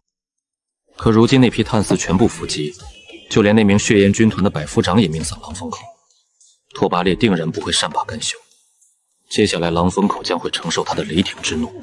一直以来，狼风口就像是一根钉子，死死钉在北疆防线的最前端，以至于胡杰大军不敢贸然挥军南下，因为狼风口随时可以出兵切断他的退路。正是因为这个巨大的隐患，以至于近些年来胡扎人多次攻打狼风口，想要彻底拔掉这颗钉子。如果不出意外的话，最多10天，胡扎大军便会直扑狼风口。守得住吗？守不住也得守。是啊，我们根本没有退路，守得住要守，守不住就死守。我已经派人将军情送往漠北节度府，让大将军派兵前来支援。虽然军情已经送出去，不过我心里却没底，因为刘武之死，张惠安极有可能从中作梗。按理说，年后的第一批粮草早就该到了，却迟迟没有动静。从刚收到的消息来看，徐必彦多半是死了。狼风口弹丸之地，竟折我3员副理。霍苍狼，末将在。若让你率兵攻打狼营口，你需要多少兵马？回禀主帅，只需1000精兵即可。若未能攻下，当如何？若末将未能攻下狼风口，提头来见。好，本帅任你为先锋主将，突曼、布罗2人为副将，率精兵3000，10日后起阵，踏平狼风口。末将领命。吴烈、博尔系，你2人各率2万兵马，朝老龙口与朝天垭包进，不必进攻，只需牵制住漠北的主力军即可。3日前，亲兵便带回消息，粮草和援军近几日就会到，可到现在都没有半点动静。看来自己之前的猜测10有8、9是成真了。这一次，非但援军到不了，就连粮草也悬了。如今狼风口的粮草还能支撑5天，看来不得不做2手打算了啊！一方面得节省开支，另一方面则是派人去适时和周边城镇购买军粮。好在节度府一直存放了一笔银子在我这里，用于奖赏战功。可北疆受战乱影响，老百姓家里的余粮也不多，就算能采买到，也不是长久之计。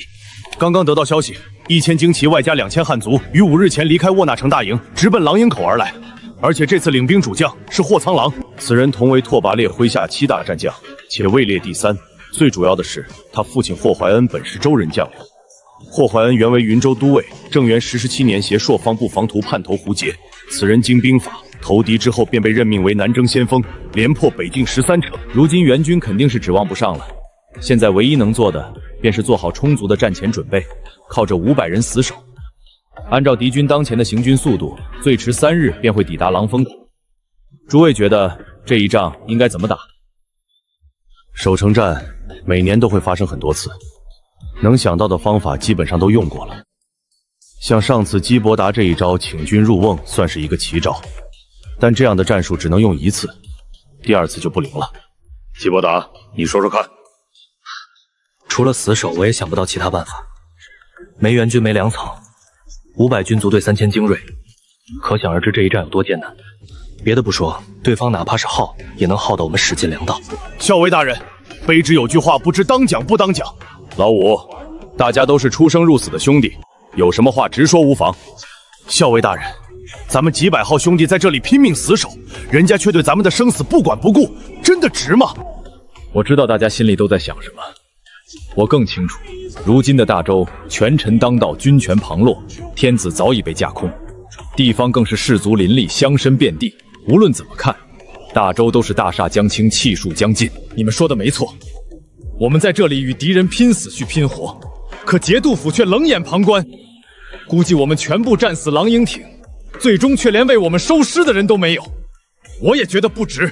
可你们有没有想过，我们露宿风雪，镇守国门，不仅仅是为了龙椅之上那位天子，也不是为了大周皇族，更不是为了那些自诩中流的世家豪门，而是为了关内千万黎胜，为了种族血脉。我们可以弃城而逃，可狼风口的百姓呢？他们怎么办？如果大周所有将士都跟我们一样不战而逃，天下百姓将沦为胡杰人的刀下亡魂，万里香河将会承载胡活贼马蹄之下的碎片。届时神州陆沉，山河破碎，社稷丘墟，生灵涂炭。届时被残忍杀害的无辜百姓中，必然有我们的父母妻儿。被踏碎的不仅仅是万里清月，还有我们民族之脊梁。诸位，如果狼风口注定守不住，就让胡贼踏着我们的尸体入关。校尉大人说得对，胡贼想要入关，除非踏着我们的尸头进来。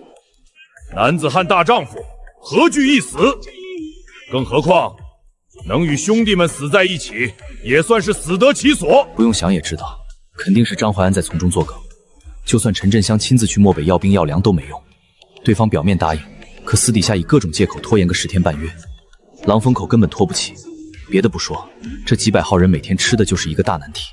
正所谓兵马未动，粮草先行，连军粮都没有，还谈什么守城？我去漠北。张衰安之所以处处刁难，都是因为我去见他，看能否化解这场矛盾。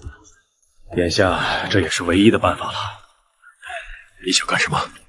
你知不知道，一旦到了漠北，张怀安随时都能要你的命。我知道，张怀安想要我的命，给刘武报仇，但我总得试一试。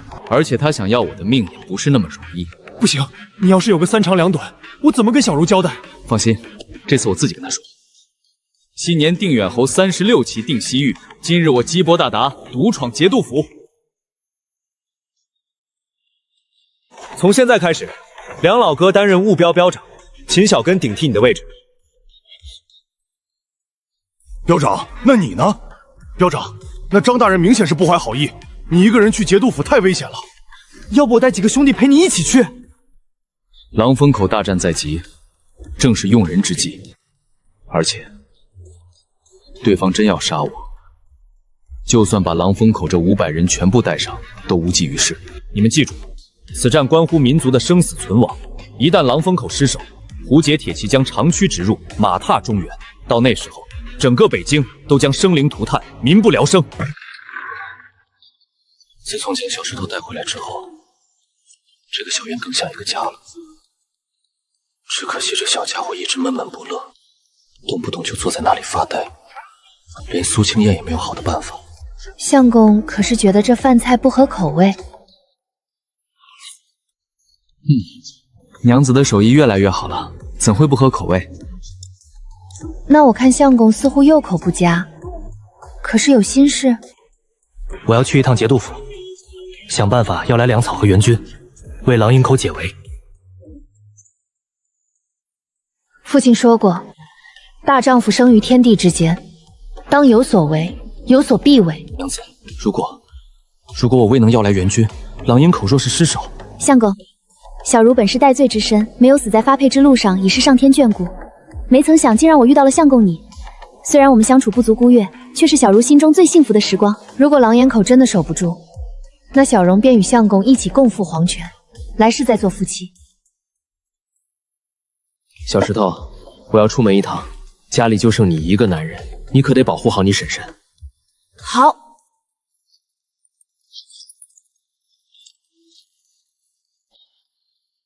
相公，小丽在家等你，一直等。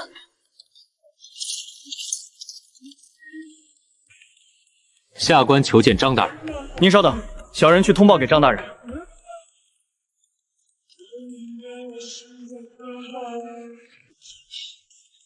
几位参军大人正在处理药物，让你先等着。基伯达虽然心里着急，但也只能等着。请问张大人那边还在处理药物吗？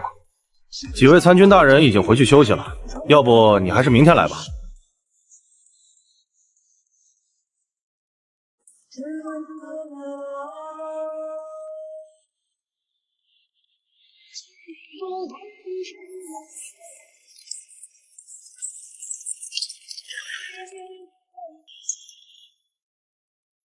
上车吧。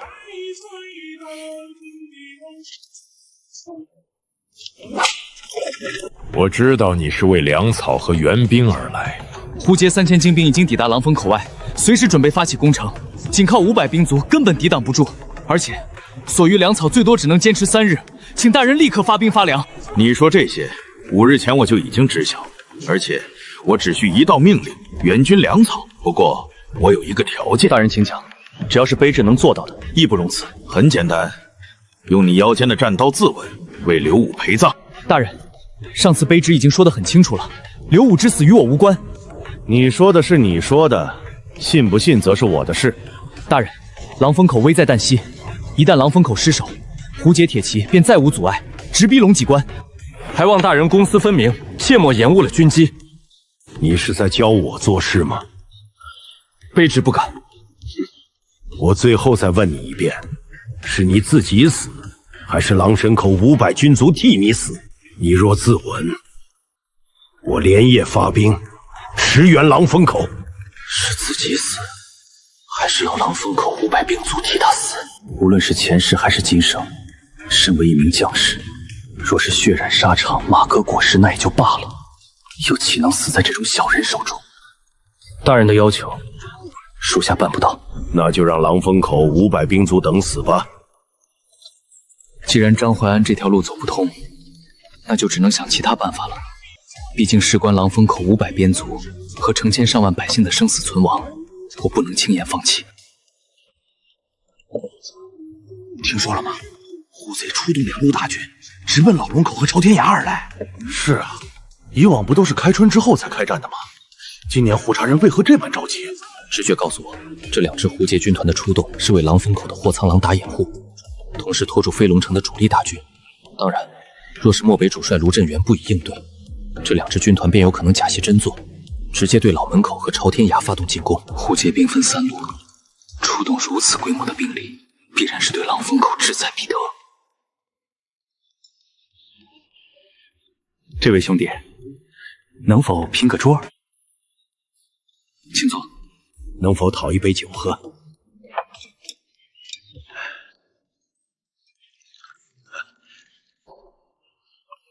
这位兄弟似乎有些心事，不知能否对我这个萍水相逢之人说道一二。见小兄弟披甲执刀，定是边军士卒，深夜独酌，莫不是思乡心切？国若不存，家将何在？国若不存，家将何在？寥寥8个字，却让我反复咀嚼。如此简单的道理，可偌大的帝国，满朝文武，又有几人真正明白？想不到小兄弟也是读书人，我真是看走眼了。先生莫要折煞我了，我不过是比普通人多读了几本书，算不得读书人。在下姓叶，青州人士，在下求学之时，顺带学了些占卜之术。既然小兄弟请我喝了酒，那我就送你一卦，或许能帮你指条明路。还望先生指点迷津。你当下必是遇到难题，想来飞龙城求助，奈何处处碰壁，求助无门。莫非对方知晓我的底细？不过看此人并无恶意。季兄弟，叶某算的可还准确？那叶先生所说的明路是指？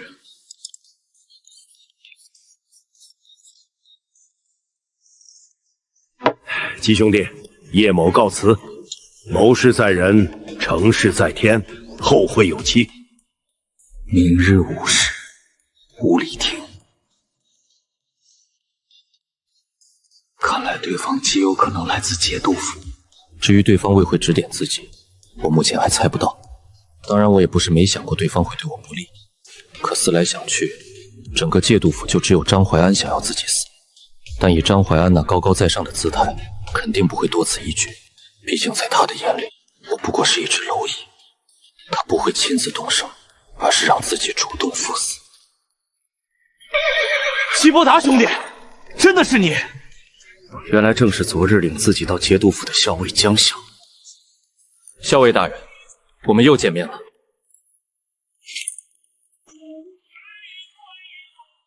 你怎么在这里？我见你们行色匆匆，这是有什么紧急军情吗？大将军要亲自到大营点兵，前往老龙口和朝天驿布防御敌。你是说，大将军会路经此地？大将军就在后面，我等先行前去大营传信，让全军集结听命。难怪昨晚在酒馆，叶先生说自己来这里，或许能找到一条明路。原来是大将军卢振祥今日要路过此地。看来那位叶先生就是节度府的官员，而且在军中职位还不低，至少也是能接触到大将军的人，否则绝不可能得知大将军的行踪。齐兄弟，军务在身，就不与你多聊了，我先行一步。校尉大人正事要紧，就此别过。现在已经知道大将军要路过此地，自己要做的就是将其拦下来，这是我唯一的机会。可如何才能拦下大将军，这是最大的问题。要知道，贸然拦路，那是有可能被就地格杀的。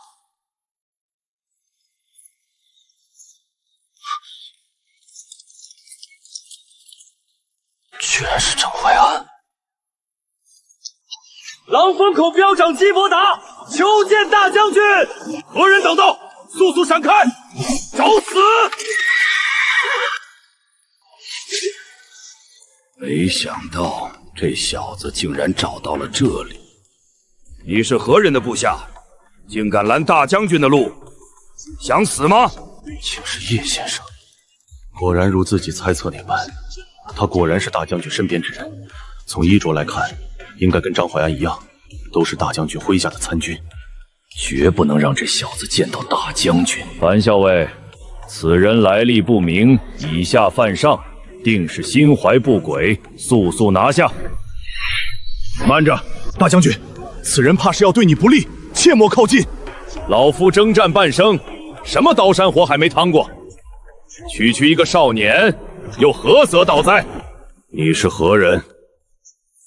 属下狼风口陈振江麾下镖长姬伯达，求见大将军。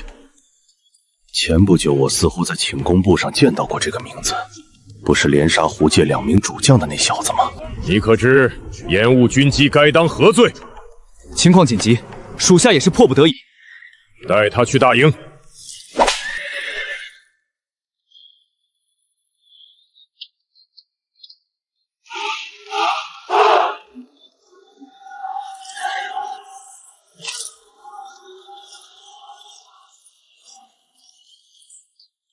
尽管没见过这支队伍的战斗力，可从精气神和纪律来看，战力应该不差才对。为何会连败给胡界人？跟我来。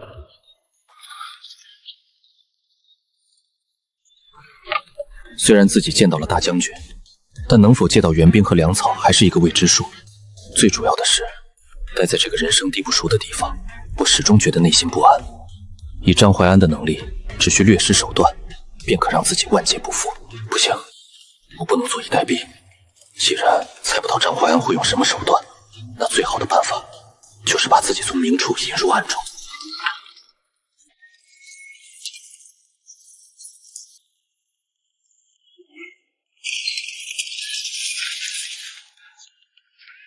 人跑了怎么办？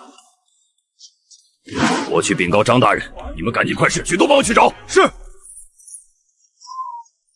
住！站住！不知道这2人为何追自己，但肯定不是好事。整个北疆大营，想要对自己不利的，也就只有张怀安，自己绝不能落入他的手中。站住！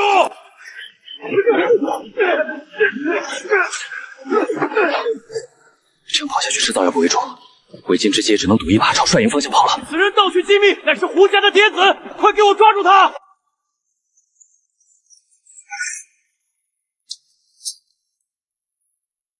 给我拿下！住手！叶大人，此人乃是胡界人的嫡子，盗取机密被我等发现，正要将其拿下。谍子都摸进漠北营来了，樊校尉马上去查实，今日是何人值守，全员问斩。如果证明他不是谍子，罗校尉是不是要给个说法？这下子完了，不仅把张大人交代的事情搞砸了，自己还惹了一身骚。樊校尉，把人带走。是。鸡兄弟，我可是又救了你一次啊！多谢叶先生出手相救。跟你开个玩笑，你还当真了？走，我带你见大将军去。季标长，你且在门外稍后。大将军，人带到了，进来吧。说吧，你在五里亭拦本帅的路，所谓何事？启禀大将军，胡杰出动3000精锐攻打狼风口，狼风口只有500守军，且只有3日余粮，恐守不住，请大将军下令出兵支援。难怪拓跋烈这老狐狸突然发兵老龙口和朝天亚，原来是为狼风口打掩护。敌军如今距离狼风口有多远？领兵之人是谁？昨日便已兵临狼滨口外，领兵之人是霍苍狼。竟是这个！如此重要的军情，为何现在才送到？若是狼风口失守，他陈振江就算死10次，也难赎其罪。看来之前狼风口送来的军情，多半也被张怀安截下了。将军明鉴，陈校尉派来的信使3日前就已经返回狼风口了。属下昨日天黑前，也已经将消息送入节度府中。谁能告诉本将，这是怎么回事？禀大将军，几日前狼风口确实有传信，不过卑职觉得狼风口地势险要，易守难攻，当年5000胡干人都未能攻下，这次才3000敌人，想要守住也是轻而易举。粮草呢？朝廷的粮草本来年前就该到的，可因大雪延误，至今未到。城中粮草也所剩不多，卑职便让陈振刚就近征粮。你先下去吧。大将军，我的话你没听见吗？属下告退。本以为只要见到大将军卢振恒，一切的问题都会迎刃而解，可事实证明，自己的想法太天真了。就算是傻子都看得出来，是张怀安在从中作梗。然而，张怀安却没有受到任何惩罚，甚至连一句问责都没有。或许是自己的地位不够，就算要处置张怀安，也不可能当着自己的面处置。看来大周的腐朽远比自己想象中的要严重得多，要不然延误军纪这种事情怎么可能发生？别以为见到大将军就能翻身，在我眼里，你依然是一只蝼蚁。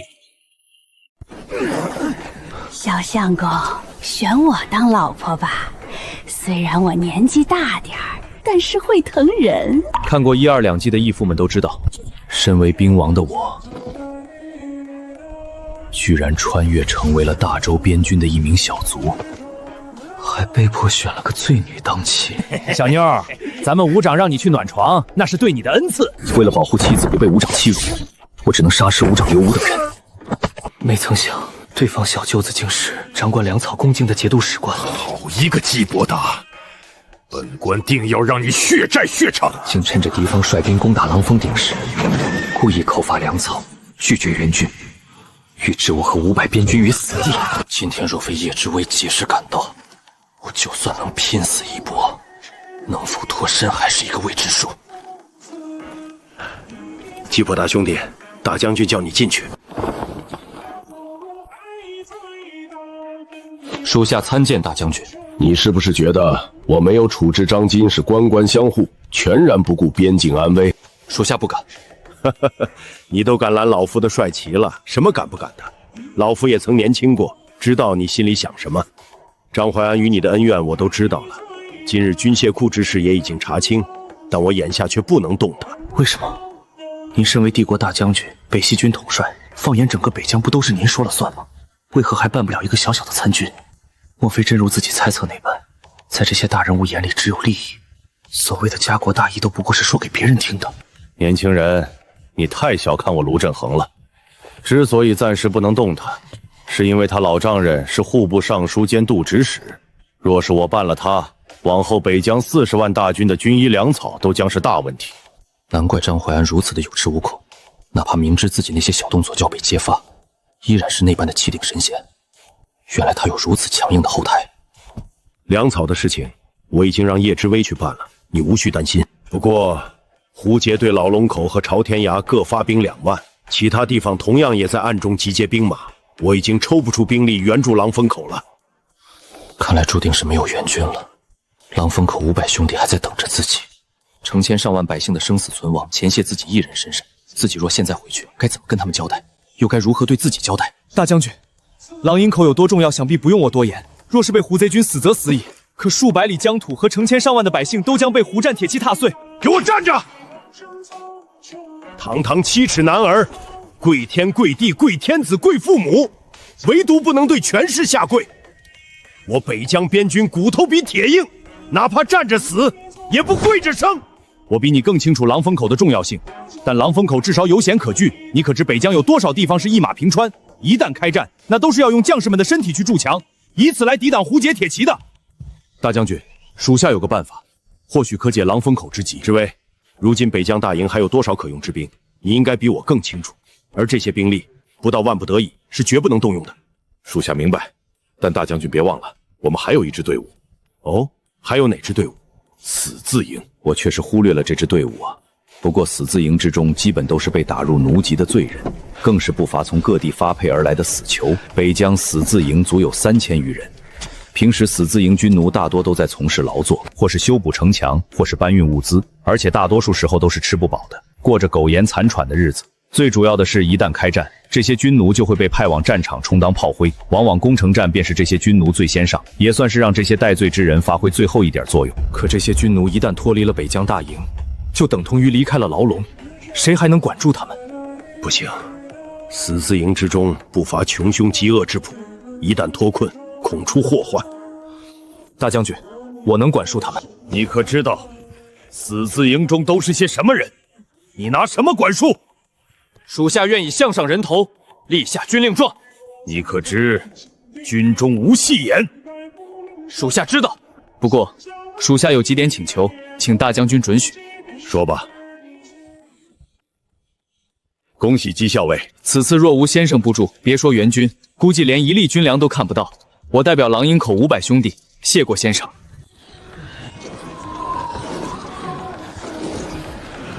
我需要1000人，随我一起去杀敌。我无法保证你们跟着我去都能活着回来，但我可以拍着胸脯告诉你们，只要跟我去，无论生死，往后你们都将解除奴籍，堂堂正正做人。解除奴籍？自己没听错吧？这位将军，你说的可是真的？我不是将军，1个时辰前我还只是一位彪长，刚被卢帅提为校尉。不过我刚才的话却是卢帅亲口允诺的，不信你们可以问卢帅身边的参军叶大人。卢帅确实答应了，只不过有一个条件，那就是你们必须全程听从姬校尉的命令，若有不从者，全员问斩。好，我们跟你干，大不了就是一死，只要活下来就能翻身。并不是谁都够资格跟着我，因为此次行动9死1生，失败就意味着我也要跟你们一起死。但我不想死，曾参军入伍者出列，能骑马射箭者出列。被选中的别急着高兴，因为你们明天就有可能会死。没选中的也不要觉得失望，你们以后还有机会。人已经选出来了，战马和兵甲我已经让人去武库点取了，很快就能送过来。叶先生今日之恩，姬伯达没齿难忘。若我还能活下来的话，定当报答。昨晚我跟你说，我曾学过算卦，真不是诓你。我看你面相，绝非短命之人。我等你凯旋的消息。粮草的事情就有劳叶先生了。放心，你们先行一步，粮草随后就到。记住，从现在开始，你们便是一名战兵。此次出战，既是杀敌，也是正命。是。曾在军中担任过彪长乃至以上职位者出列。启禀大人，属下萧京寒曾在南系军中任校尉，属下周定山曾任幽州军彪长，属下顾长风曾任北疆云州军赤头校尉，属下裴昭曾在神都任禁军都尉。没想到这死字营之中竟然卧虎藏龙。从现在起，我任你们为彪长，各统领100人队伍。这就直接当彪长了？不用惊讶，我让你们当彪长，是对你们的信任和对你们能力的肯定。有什么本事都使出来。要是觉得自己当不了这个彪长，趁早让位置。明白。已经整整2天了，可敌军却始终没有发动进攻。校尉大人，这霍苍狼围而不攻，到底想干什么？我也不清楚。本以为霍苍狼是不是知道狼风口快断粮了，想要以此耗死我们。但是快断粮的消息只有几名彪长知道啊，就连到附近适时村落购粮的士兵也不知道内情。胡杰人要开始进攻了，全军备战！滚石，放原木。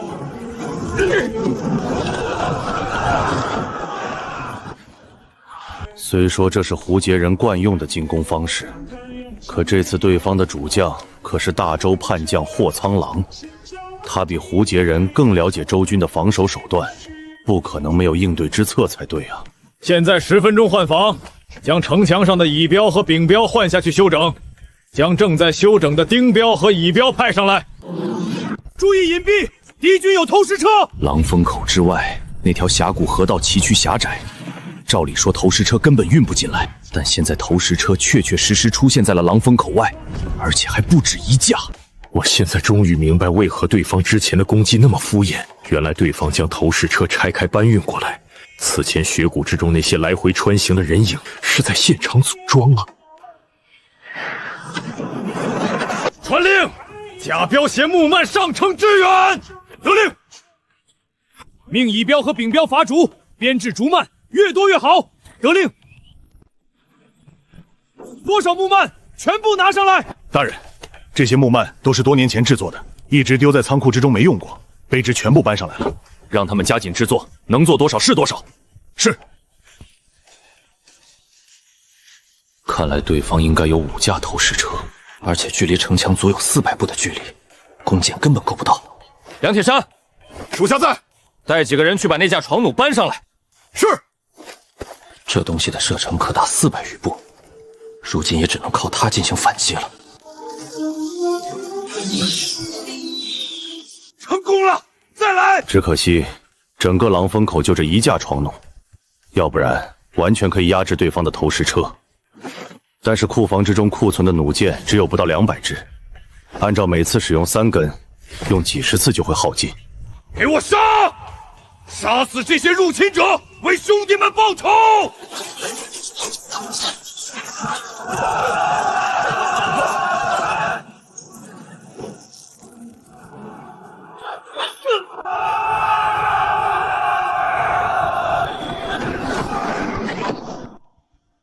不好，胡贼的云梯搭上来了，快取火油！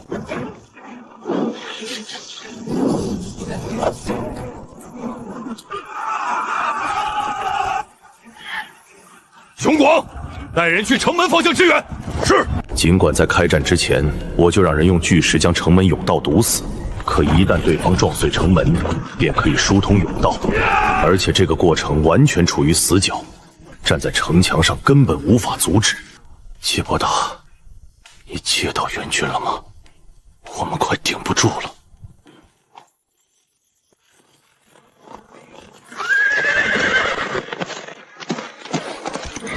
校尉大人，这样急行军，很多人都吃不消了，而且就算人能坚持，战马也受不了。校尉大人，非是卑职贪生怕死，而是为大局着想。吾辈身为将士，就算是死，也要死在冲锋的路上。有谁熟悉地形？马上来见我！校尉大人，属下之前本就是北疆边军，来过这一带。可知哪里适合休整？东南方向20里，有一片胡庸林。带路。此地距离狼风口还有多远？大约200里。休整到申时开朗，亥时之前，必须赶到狼风口外。届时会有一场生死之战，我会分出一标兵力，负责烧毁敌军粮草，其余人随我一起从后方直扑大营，打对方一个措手不及。机会稍纵即逝，我不希望出现任何变数。明白。谁让你们生火的？校尉大人，实在是太冷了，我们都快冻僵了，所以……谁的兵？回禀校尉大人，是我的兵。还记得出发前我说过什么吗？违反军令者斩。你自己处理吧，若有下次，全标皆斩。标长，别杀我们，我们再也不敢了。你们可曾听过军令如山？挖个坑埋了吧，记得多放些树叶，免得他们冷。标长，东面发现一支骑兵小队，朝着这边而来，是周人还是胡杰人？太远了，看不清。其他人原地隐蔽，萧金寒带几个人跟我来。是胡军人。你确定？确定。准备战斗，等对方进入100步范围再放箭，放倒之后迅速扑上去，以最快的速度解决战斗。用我的箭。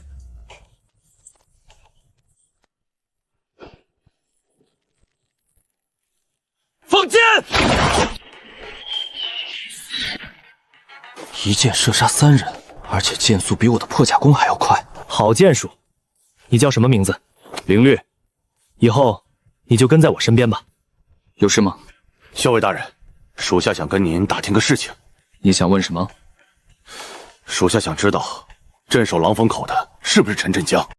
你是因为苏老将军之事被牵连，才被发配到死字营的吧？属下曾是苏大将军的牵兵营校尉，半年前，苏大将军被朝中奸人陷害，抄家处死。南系军中苏大将军的一众心腹也都尽数遭受牵连，要么被问斩，要么被发配到各地为奴。如今这队伍中便有近200人出自我们南系军。难怪有那么多人曾在军中服役，原来大部分都来自南系军。堂堂站边为国戍守边关，却落得如此下场，实在是令人气愤。放心吧，天理昭昭，苏大将军会有沉冤得雪的那一天，陷害他的人也会遭受报应。陈真江还好吗？我不知道，如果我们能及时赶到，应该还能见到他。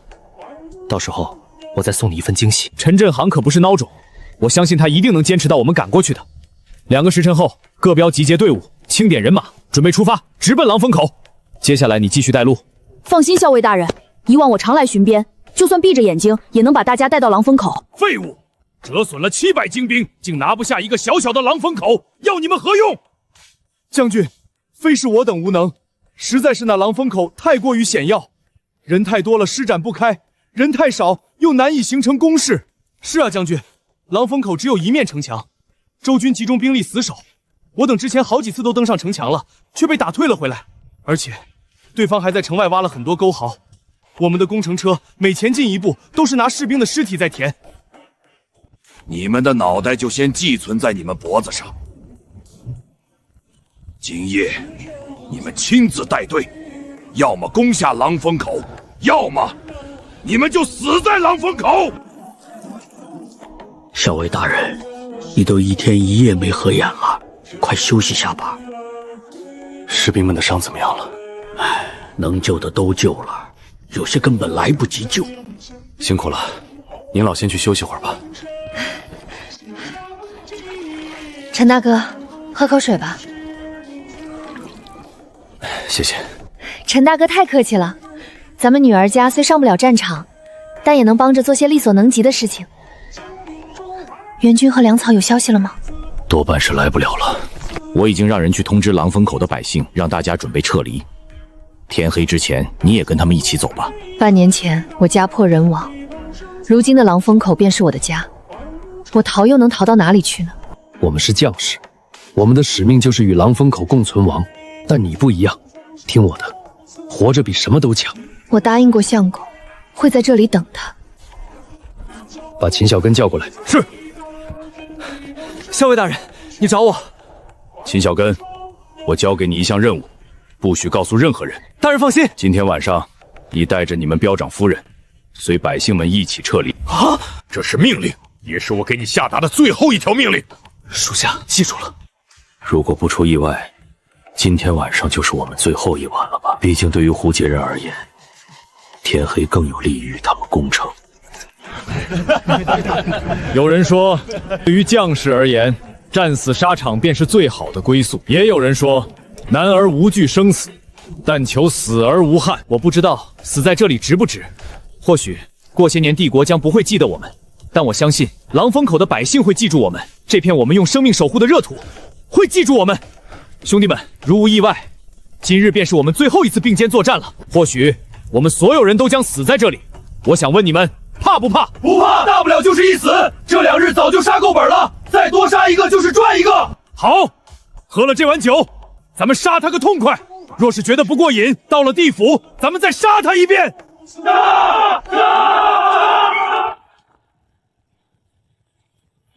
将军，周军为何士气如此高昂？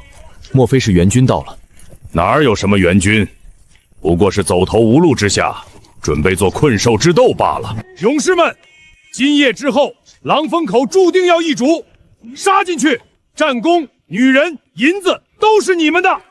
你们若活下来，将享尽荣华富贵，子孙后代衣食无忧；你们若战死，你们的名字都将被铭刻在功勋碑上。你们的部落将因为你们而被可汗奖赏，整个草原都将视你们为英雄。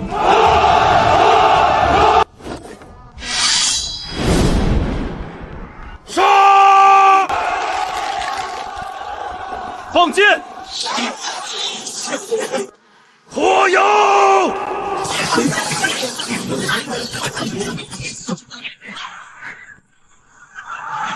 投石车准备！今天就算是把狼风口轰平，也要攻下来！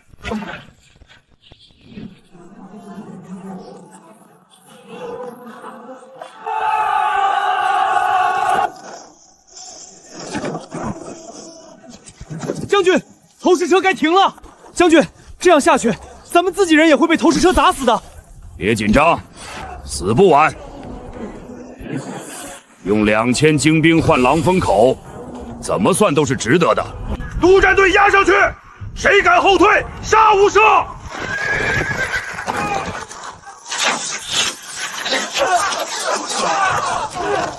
往前冲是勇士，往后退是逃兵。继续进攻，不要给他们喘息的机会。只进，粮绝，无援，城将破。莫非城门已经失守，敌军入城了？虽心有不甘，却也无可奈何。自己已经尽力了，狼风口所有守军都尽力了，只是不知道狼风口的百姓撤到哪儿了。校尉大人，我们来帮你们了！杀光这些侵略者！这些老百姓竟然没有撤离，难道他们不知道留下来就意味着要死在胡杰人的屠刀之下吗？给我顶住！不过是一群刀都拿不稳的乌合之众，怕什么？告诉突满，去取陈振恒的性命！顶住！反击！齐小根，我不是让你护送大家撤离吗？校尉大人，他们谁也不肯走，我劝不动啊。陈校尉，你就别怪他了，是我们自己要来的。你们守护我们这么多年，也是时候让我们出一份力了。是啊，校尉大人，狼风口是我们的家，若狼风口失守，我们又能逃到哪儿去？校尉大人，我们虽然不是军人，可也要让这些侵略者知道大周男儿的血性。若大周边军皆如此，若大周百姓皆如此，何惧四方强敌？校尉大人，你快看，那是胡杰的军营，怎么会起火了？莫非大牛，记得我跟你说的话吗？校尉在哪儿，旗在哪儿，人在旗在，人死旗不倒。将军，不好了，敌军偷袭大营。哪儿来的敌军？多少人？打什么旗？属下也不知道啊。对方忽然自黑暗中杀出，约莫在1000人自受，挂一面白帆。传令，后军变前军，列阵御敌。快列阵！是彪长，他真的带援军来了。无畏死者，可求生！不要乱，给我稳住！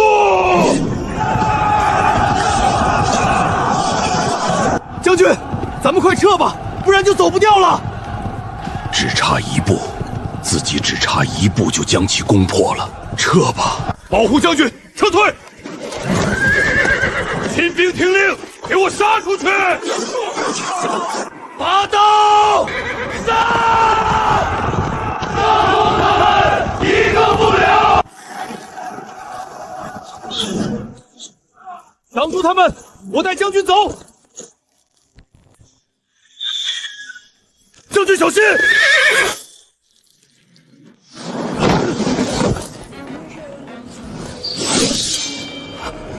别追了，先解决战斗。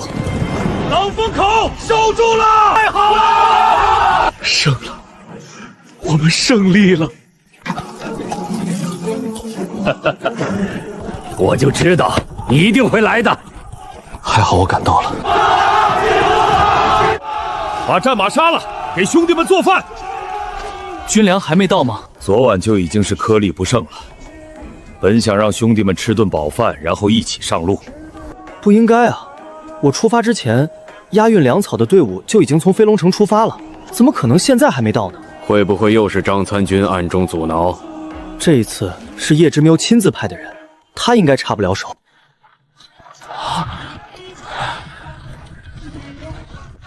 陈校尉，我是节度府运粮官郑远，第一批军粮已经到了。3日前叶先生便已经派你们出发，为何粮草现在才到？二位大人恕罪，我等在途中遭遇了响马，运粮的马车全部被毁了，还死伤了不少兄弟，只能靠人力先扛一些来应急，这才耽误了时间。北疆早期确实有响马出没，但这些马贼从不敢挑衅边军，更别说是劫军粮这种事情了。而且近些年边军多次剿匪，那些响马要么被剿灭，要么闻风而逃，去其他地方讨生活了。辛苦了，校尉大人言重了。相比起你们与敌人厮杀，我们这点苦算得了什么？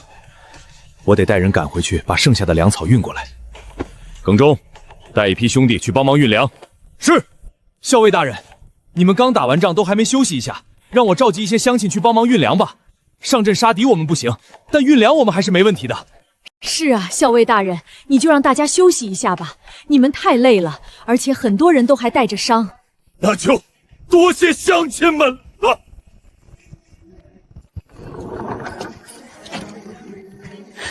相公，别哭，我这不是回来了吗？相公，你伤哪儿了？快让我看看。我没事，这些都是敌人的血。相公肯定饿坏了吧？我给你做好了饭。叔叔，你杀了多少个狐贼？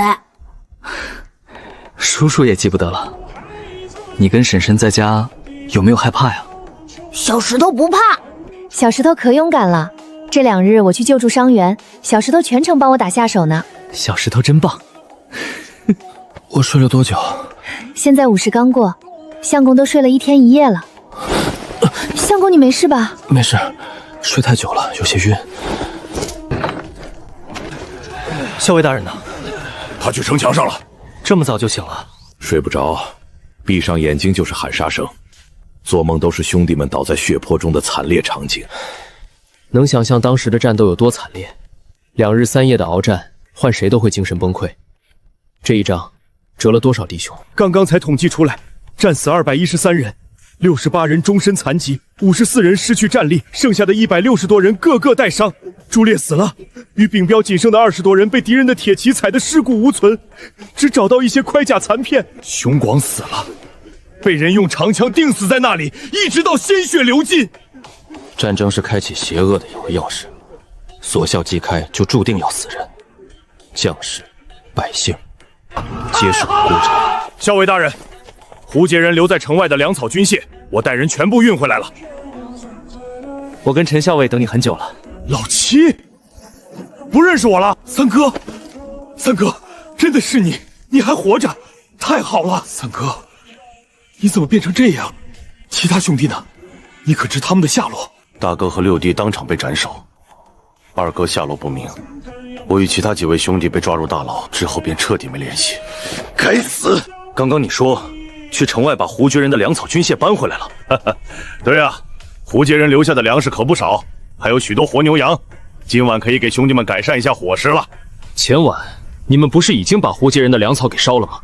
当时的大火烧红了半边天，我在城墙上可是看得清清楚楚。原本的计划确实是烧掉敌军粮草，以断其后路。不过回头一想，若是能救下狼风口，这些粮草物资都会成为我们的战利品。反之，若是输了，烧了他们的粮草，只会让他们破关之后掠别得更加凶狠。所以，最终我只是让周定山带一标兵力焚烧了几座空帐，其目的是让敌军感到恐慌。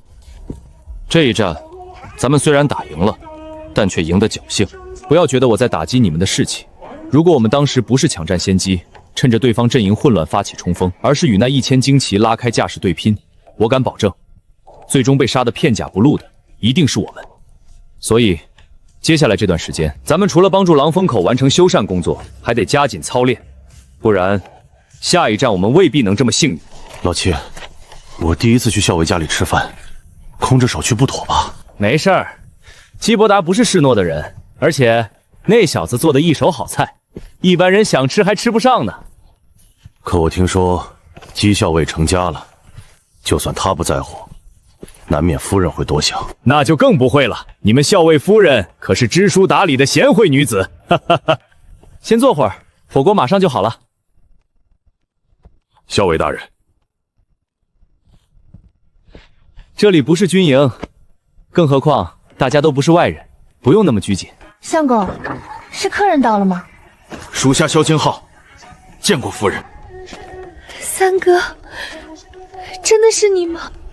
小离，小离，真的是你。老齐，你咋不早点告诉我？这不准备给你一份惊喜吗？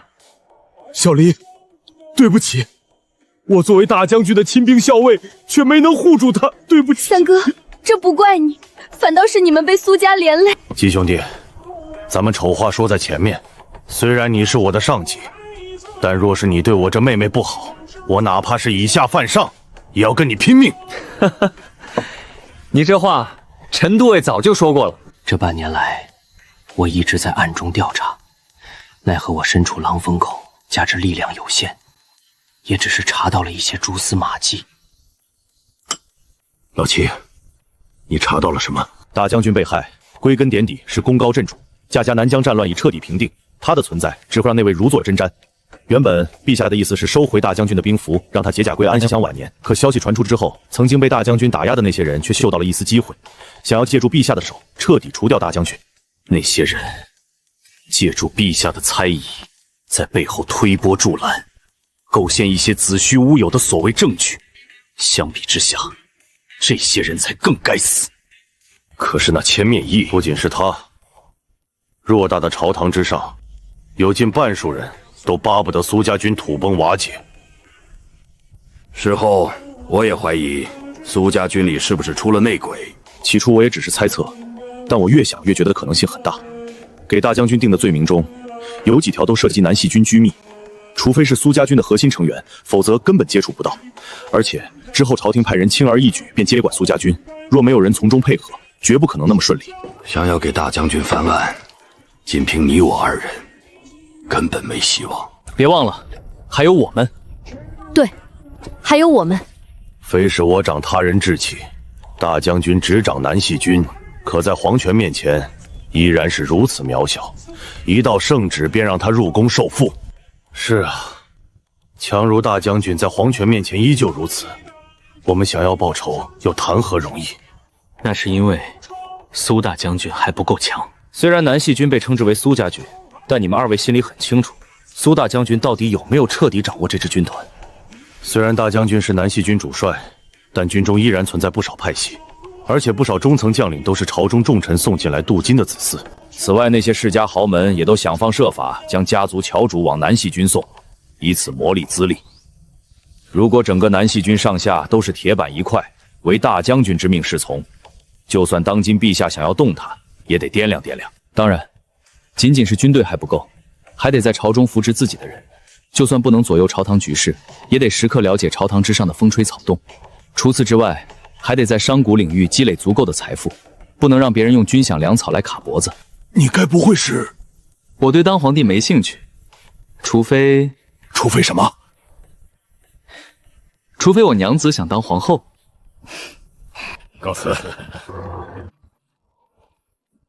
怎么了？相公，你对小丽太好了，小丽这辈子都无法报答。那就现在好好报答。小石头在呢？已经睡了。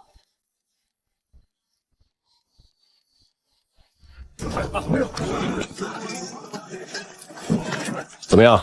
看出什么究竟没？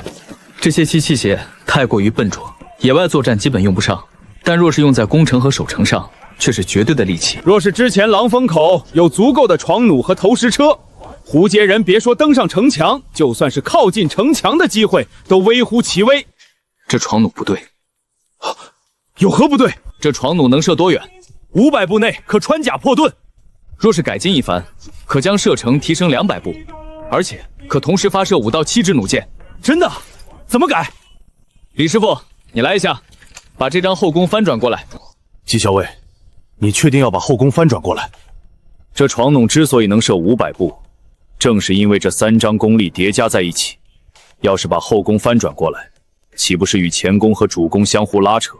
你确定能行？试试不就知道了。来，你们2个过来搭把手。季少尉，恕小人多嘴，小人干木匠活几10年，这东西一看就不是那么回事儿。您这不是为难我吗？搬到城墙上试试吧。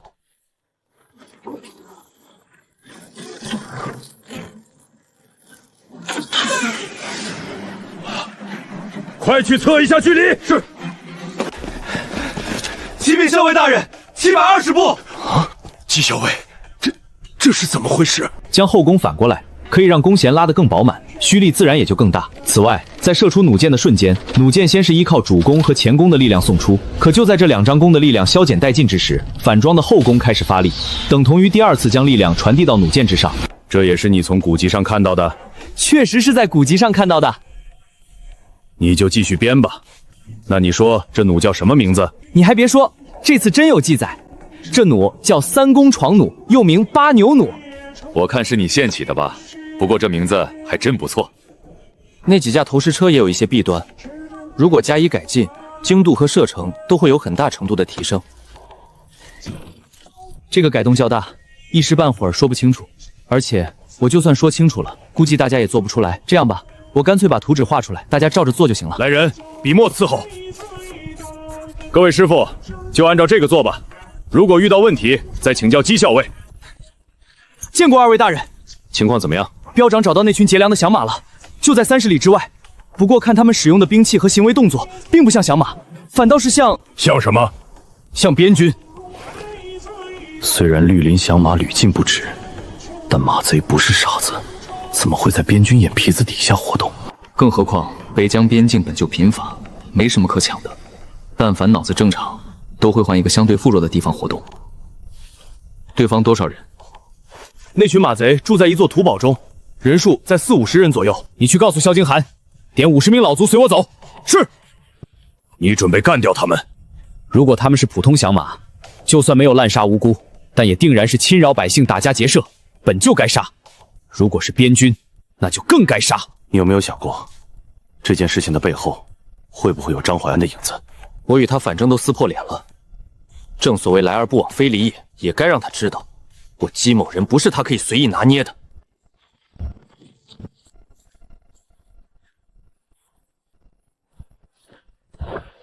情况怎么样？按照您的吩咐，我们的人只是远远观察，并未打草惊蛇。地形摸清楚了吗？这座土堡以前是一座军驿，已经荒废几10年了。土堡一共前后2道门，周围皆是开阔地，没有掩体。对方大约40-50人，今早有10余骑离开了土堡，至今未归。卑职发现他们使用的竟然是北系军的制式战刀，而且土堡碉楼和城墙上还设置了哨卡。种种迹象表明，他们并非普通降河，反而像是训练有素的边军。萧京寒听令，属下在。你率20人随我从正门杀入，其中10人配盾牌。是。顾长风率20人从后门杀入，后门狭窄，以刀兵为主。得令。秦小根听令，属下在。你带20游骑分散在土堡周围，谨防漏网之鱼。校尉大人，咱们要不要等晚上再行动？这土堡四周没有掩体，晚上自然是更容易靠近，但对方却占着地利之势，我们却对土堡之中的格局一无所知。无论是白天还是晚上，对于我们而言，皆是有利有弊。每一匹马上都有一个被绑住手脚的女子，无论是马贼还是边军，掳掠良家女子都该杀。现在行动，或许能救下那些被掳来的女子。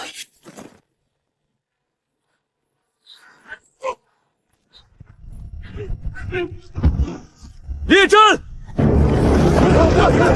杀进去！各位军爷，我等素无冒犯，为何无故发难？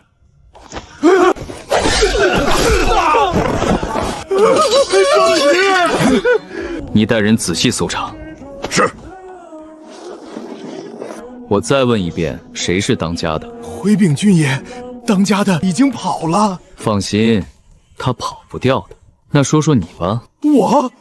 我就是一个小瘪三儿，为了讨口饭吃，逼不得已才做了响马。军爷饶命啊！你可不是小瘪三，你是一名边军。军爷说笑了，小的倒是做梦都想加入边军，奈何几次都没当上。你手上的老茧和下巴的勒痕已经暴露了你的身份，真当我好糊弄吗？我可是北系军校尉，你若杀我，便是同袍相残。没想到还有大雨，竟然抓到一名校尉。看来这座不起眼的土堡，绝没有表面看起来那么简单。我今日前来只为清剿马贼，没见到什么校尉。呵呵，你今日要是敢杀我，我保证你会死得更惨。你要是识相，就带着你的人离开，假装什么都没发生。你未免太高估自己的分量了。你们假扮马贼劫取军粮，仅此一条便是死罪。你觉得你身后的人会保你吗？亦或者说，他敢保你吗？校尉大人，大部分马贼都被斩杀，有10余人被生擒，怎么处理？杀。校尉大人，我们在地窖中找到良家女子，足有30余人。这些马贼正准备对他们灭口，还好我们赶到的及时。之前看到的只有10来名女子，可刚刚查到有30多名。由此看来，掳掠良家女子这种事情，他们已经不是第一次做了。可明知自己等人杀进来，他们却还想着将那些女子灭口再逃跑，这说明什么？还有什么？属下在另一间地窖中发现了大量甲胄和兵器。要知道，私藏兵器甲胄那可是谋反大罪，杀头都是轻的，动辄便是夷3族。说说吧，你们抓那些女子是什么用途？私藏的那些兵器甲胄又想干什么？说了是死，不说也是死。但我要是不说，家人便可以获得一笔钱财，足够他们下半生开销。你觉得我会说吗？你说我保你活？就你基伯达不过是一个小小的校尉，放眼北疆，能一只脚把你踩死的大有人在。你拿什么保我？我用手中这把刀和我这条命保证，你若坦白交代，我保你不死。我知道，你的骨子里还是一名边军，一名守土护疆的战兵。做这种伤天害理的事情，也不是你的本意，而是因为某些原因被卷入进来，以至于无法脱身。我想堂堂正正做一名边军，镇守国门，建功立业，可现实却根本不给我机会。都怪当初自己怕死，让自己一步步陷入泥潭。等我醒悟过来，想要后退的时候，发现身后早已经没有了退路。我死不足惜，可我家有年迈的父母，还有嗷嗷待哺的女儿，我怎么能让他们遭受牵连？基伯达心里很清楚，让一个背叛自己的信仰去做一些背道而驰的事情，是一件何等残忍的事情。3年前，我还是北西军中的一名小卒，第一次上战场，两军惨烈厮杀，鲜血飞溅的场景，直接被吓得我双腿发软。索性自作聪明，躺在死人堆里装死。本以为自己很聪明，却没想到被督战队的人一眼看穿。起来，临阵脱逃，该当何罪？当晚，我便被蒙着脑袋带到张参军营帐中。我本以为自己必死无疑，再不济也会被打入死字营。没想到张参军非但没有治我的罪，反而是提拔我为标长，成为他的亲信。你虽然犯了死罪，但本参军给你一个机会。一开始，张参军只是让我做一些无关紧要的事情，后来更是让我悄悄将兵器甲胄运到这里，之后又将一些跟我一样犯了错、本该打入死字营的军卒带到这里来。那些女子便是从数十里外的村镇掳来的，关一段时间，等风头过了，便会被送走。送去何处？关外，给胡绝人当女奴。本以为这些人强抢民女，要么是满足一己私欲，要么是转卖牟利，没想到他们竟然如此毫无底线，直接转交给胡绝人。北疆边军舍生忘死，浴血奋战，戍守边疆，素风饮血，守的不仅是脚下山河，更是黎民百姓。可这些人面兽心的家伙，竟然做出如此丧心病狂的事情，将自己的同胞子民当成货物卖给敌国，可想而知，这些女子流落到胡劫之后的命运，简直不敢想象。那兵器甲胄呢？准备用来做什么？跟那些女子一样，过段时间就会有商队路过这里，将其运到关外。如果说将百姓女子卖到胡劫是人神共愤的话，那倒卖兵器铠甲就是实打实的国贼了。毕竟胡劫可是大周的生死大敌，那些兵器和铠甲都会成为攻打大周的神器，他们这无异于在给敌人递刀。这种人就算将其千刀万剐，也毫不为过。该杀！这些事情大将军可曾知情？具体我也不确定，但从种种迹象表明，大将军应该不知情，要不然我们也不用这般小心翼翼。那你觉得参与这些事情的高层还有谁？这一点我确实留意过，但我的身份能接触到的机密很少，只知道在张参军背后还有一位手握实权的大人物，至于具体是谁就不得而知了。我不相信仅凭张怀安这个参军便能运作全场，总有一日我会与他们一一清算。我知道的都说了，你动手吧。你虽是身不由己，但犯下的这些罪孽却不是一死就能了结的。我这种人死后当下地狱，永世不得超生，死对于我而言不过是一种解脱。留着你这副躯体，杀敌赎罪吧。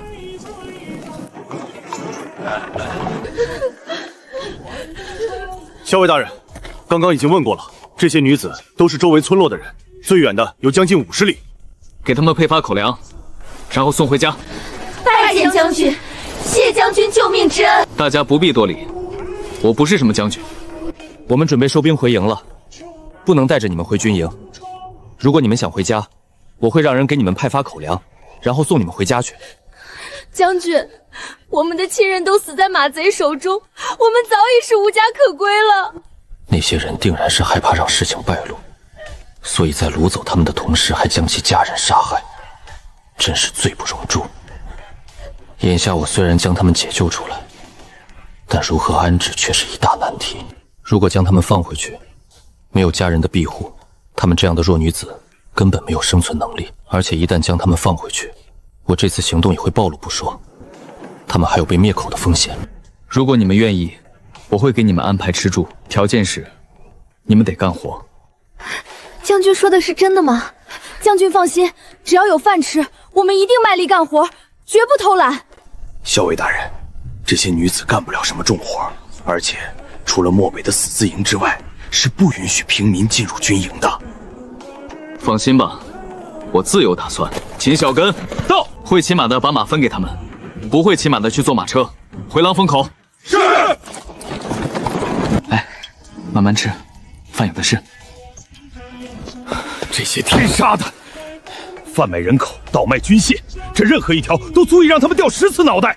难怪这些年北系宣军接连失利，难怪胡杰人的兵器在短短几10年内便赶快大周。原来是有这么一群国贼在给敌人递刀。据盘问得知，这种事情已经持续好几年了，可一直没有被发现。这背后绝对有一个巨大的团体，而张怀安不过是被推在明面上的人而已。此事关乎北系军的生死存亡，必须尽快禀报大将军，不可妄动。如今我们不知道北系军高层有哪些人参与到其中，如果贸然前去，说不定还没见到大将军，便已经被人给拿下了。2位校尉大人，节度府参军叶大人来了，机会来了。属下陈振江见过叶大人。属下姬伯达见过叶大人。一路紧赶慢赶，总算是在天黑前赶到了。好小子，我果真是没看错你，你也没让大将军失望。还得感谢叶大人，若不是你力拒，我连一兵一卒都带不走。说好的请我喝酒，今儿个你可别想赖账。大人说笑了，今晚酒管够。当初有人说你陈振香的手只会捏笔杆子，我第一个不信。事实证明，你陈振香的手不仅拿得了笔杆子，也握得住战刀。500兵卒对抗3000精兵的猛攻，血战2天3夜，死守狼风口。你陈振航给吴备书生打了个样。大人过誉了，属下不过是恪守本分而已。若非叶大人鼎力相助，帮姬伯达借来援兵，最终的结果只能说500兵卒战至最后一滴血。胡解铁骑攻破狼风口，马踏国门，屠戮百姓，辛苦了。大将军令，狼风口校尉陈振江守关有功，封6品都尉，赏银3000两，继续镇守狼风口。狼风口所有守军论功行赏。谢大将军，属下一定不辱使命，不让胡塞踏入狼风口半步。大将军让我告诉你，很快就会为狼风口补充兵力，而且你也要做好调离狼风口的准备。毕竟堂堂都尉，若是一直让你统领这500步卒守在狼风口，未免太屈才了。看来陈校尉距离那身将军甲不远了。哈哈哈。姬伯达，此前大将军已经破格提你为校尉，这次就没有封赏。不过，大将军有一道军令给你。属下接令，死字营全体将士不畏生死大破敌军，特为所有士兵解除奴籍。从今往后，养有军卒同等军饷俸禄，全营暂住狼风口休养，协助修缮，择日调离。谢大将军。即日起，死字营自成一营，由姬伯达统帅，望其不负天恩，戍守边疆，奋勇杀敌。死字营上下定不负大将军嘱托。这是大将军亲自赐下的死字营营旗，尝尝。好小子，你这手艺去风雪楼掌勺都绰绰有余了。叶大人，你尝尝这酒。没想到这世间竟有如此美酒，为何我以往从未见过？这是属下自己酿的酒，叶大人若是喜欢，回头我送你几坛带回去。实话说，你要是送其他东西，我定然不会收。可这酒，我实在是拒绝不了啊！哈哈哈！吉兄弟，这是我这辈子喝过最好喝的酒了，不知这酒叫什么名字？还不曾起名。若先生愿赐名，那定是这酒的荣幸。不，能给此等绝世佳业冠名，那是我叶某人的荣幸才对。入口之时，如凶猛如群狼出动，肆意撕咬猎物。我看就叫他狼血如何？好名字，如此霸道的名字，也只有这般烈酒才能配得上。我边军男儿当饮此烈酒。叶先生觉得，这狼血若在市面上出售，定价多少合适？普通米酒约莫30文钱一斤，10里香卖1两银子一斤。这酒比10里香好了太多，卖3、5两银子完全不在话下。怎么，你想做酒水生意？不瞒叶先生，原本我酿酒只是自己个儿喝的，但今日剿灭了一群响马，解救了一群良家女子，他们皆是无家可归之人，便想着是否能开个酒坊，为他们谋一份生计。响马在何处剿灭的？30链外的土堡。不可能，多年前北疆境内数百里的匪患便被清剿干净，绝不可能有响马的存在。叶大人，卑职亲自带人去剿灭的，共50余名马贼。之前你派给狼风口的军粮，便是被他们所劫。你难道不知道？什么？军粮被劫？就在你带人离开漠北大赵之后，大将军便派我去边境查看布防情况。此后又接到大将军的命令，让我来狼风口督察战功，根本不知道军粮被劫之事。他们不仅劫军粮，还滥杀百姓，贩卖女子。在土堡的地窖中，我们还搜到一批兵器和甲胄。季伯达，你说的都是真的？大人，随我前去的60多名士兵皆可作证，卑职所说的每一个字都是真的。这哪里是什么响马，分明是兵匪勾结，甚至那些所谓的响马本就是边军。先生猜得不错，那些马贼绝大多数都是边军，他们掳掠这些女子以及盗取的那些甲胄，最终都会被运往关外，卖给胡杰人。千刀万剐的贼子，你可知道他们背后之人是谁？以叶先生的睿智，想必已经猜到大概了。张怀安，我从马贼口中只问出了他，但我相信他一个人是不可能完成如此大规模的走私贩卖的。此事关乎重大，你务必给手下人交代，切不可走漏风声。我回去之后，第一时间禀报大将军。先生放心，回来的路上，卑职便已经给他们下达了封口令，绝不会走漏风声的。有劳叶先生了。二位言重了，相比起我这个只会在帐中纸上谈兵的书生，你们才是大周的脊梁。虽朝廷腐败，官员贪腐，权贵自重，士卒林立，但我等终究是周人。若有朝一日边关失守，真正受苦的依然是百姓。季兄弟，我有几句话想跟你说。愿听先生教诲。教诲不敢当，只是有几句肺腑之言。这是大将军的意思。你是个聪明人，应该明白看破不说破的道理。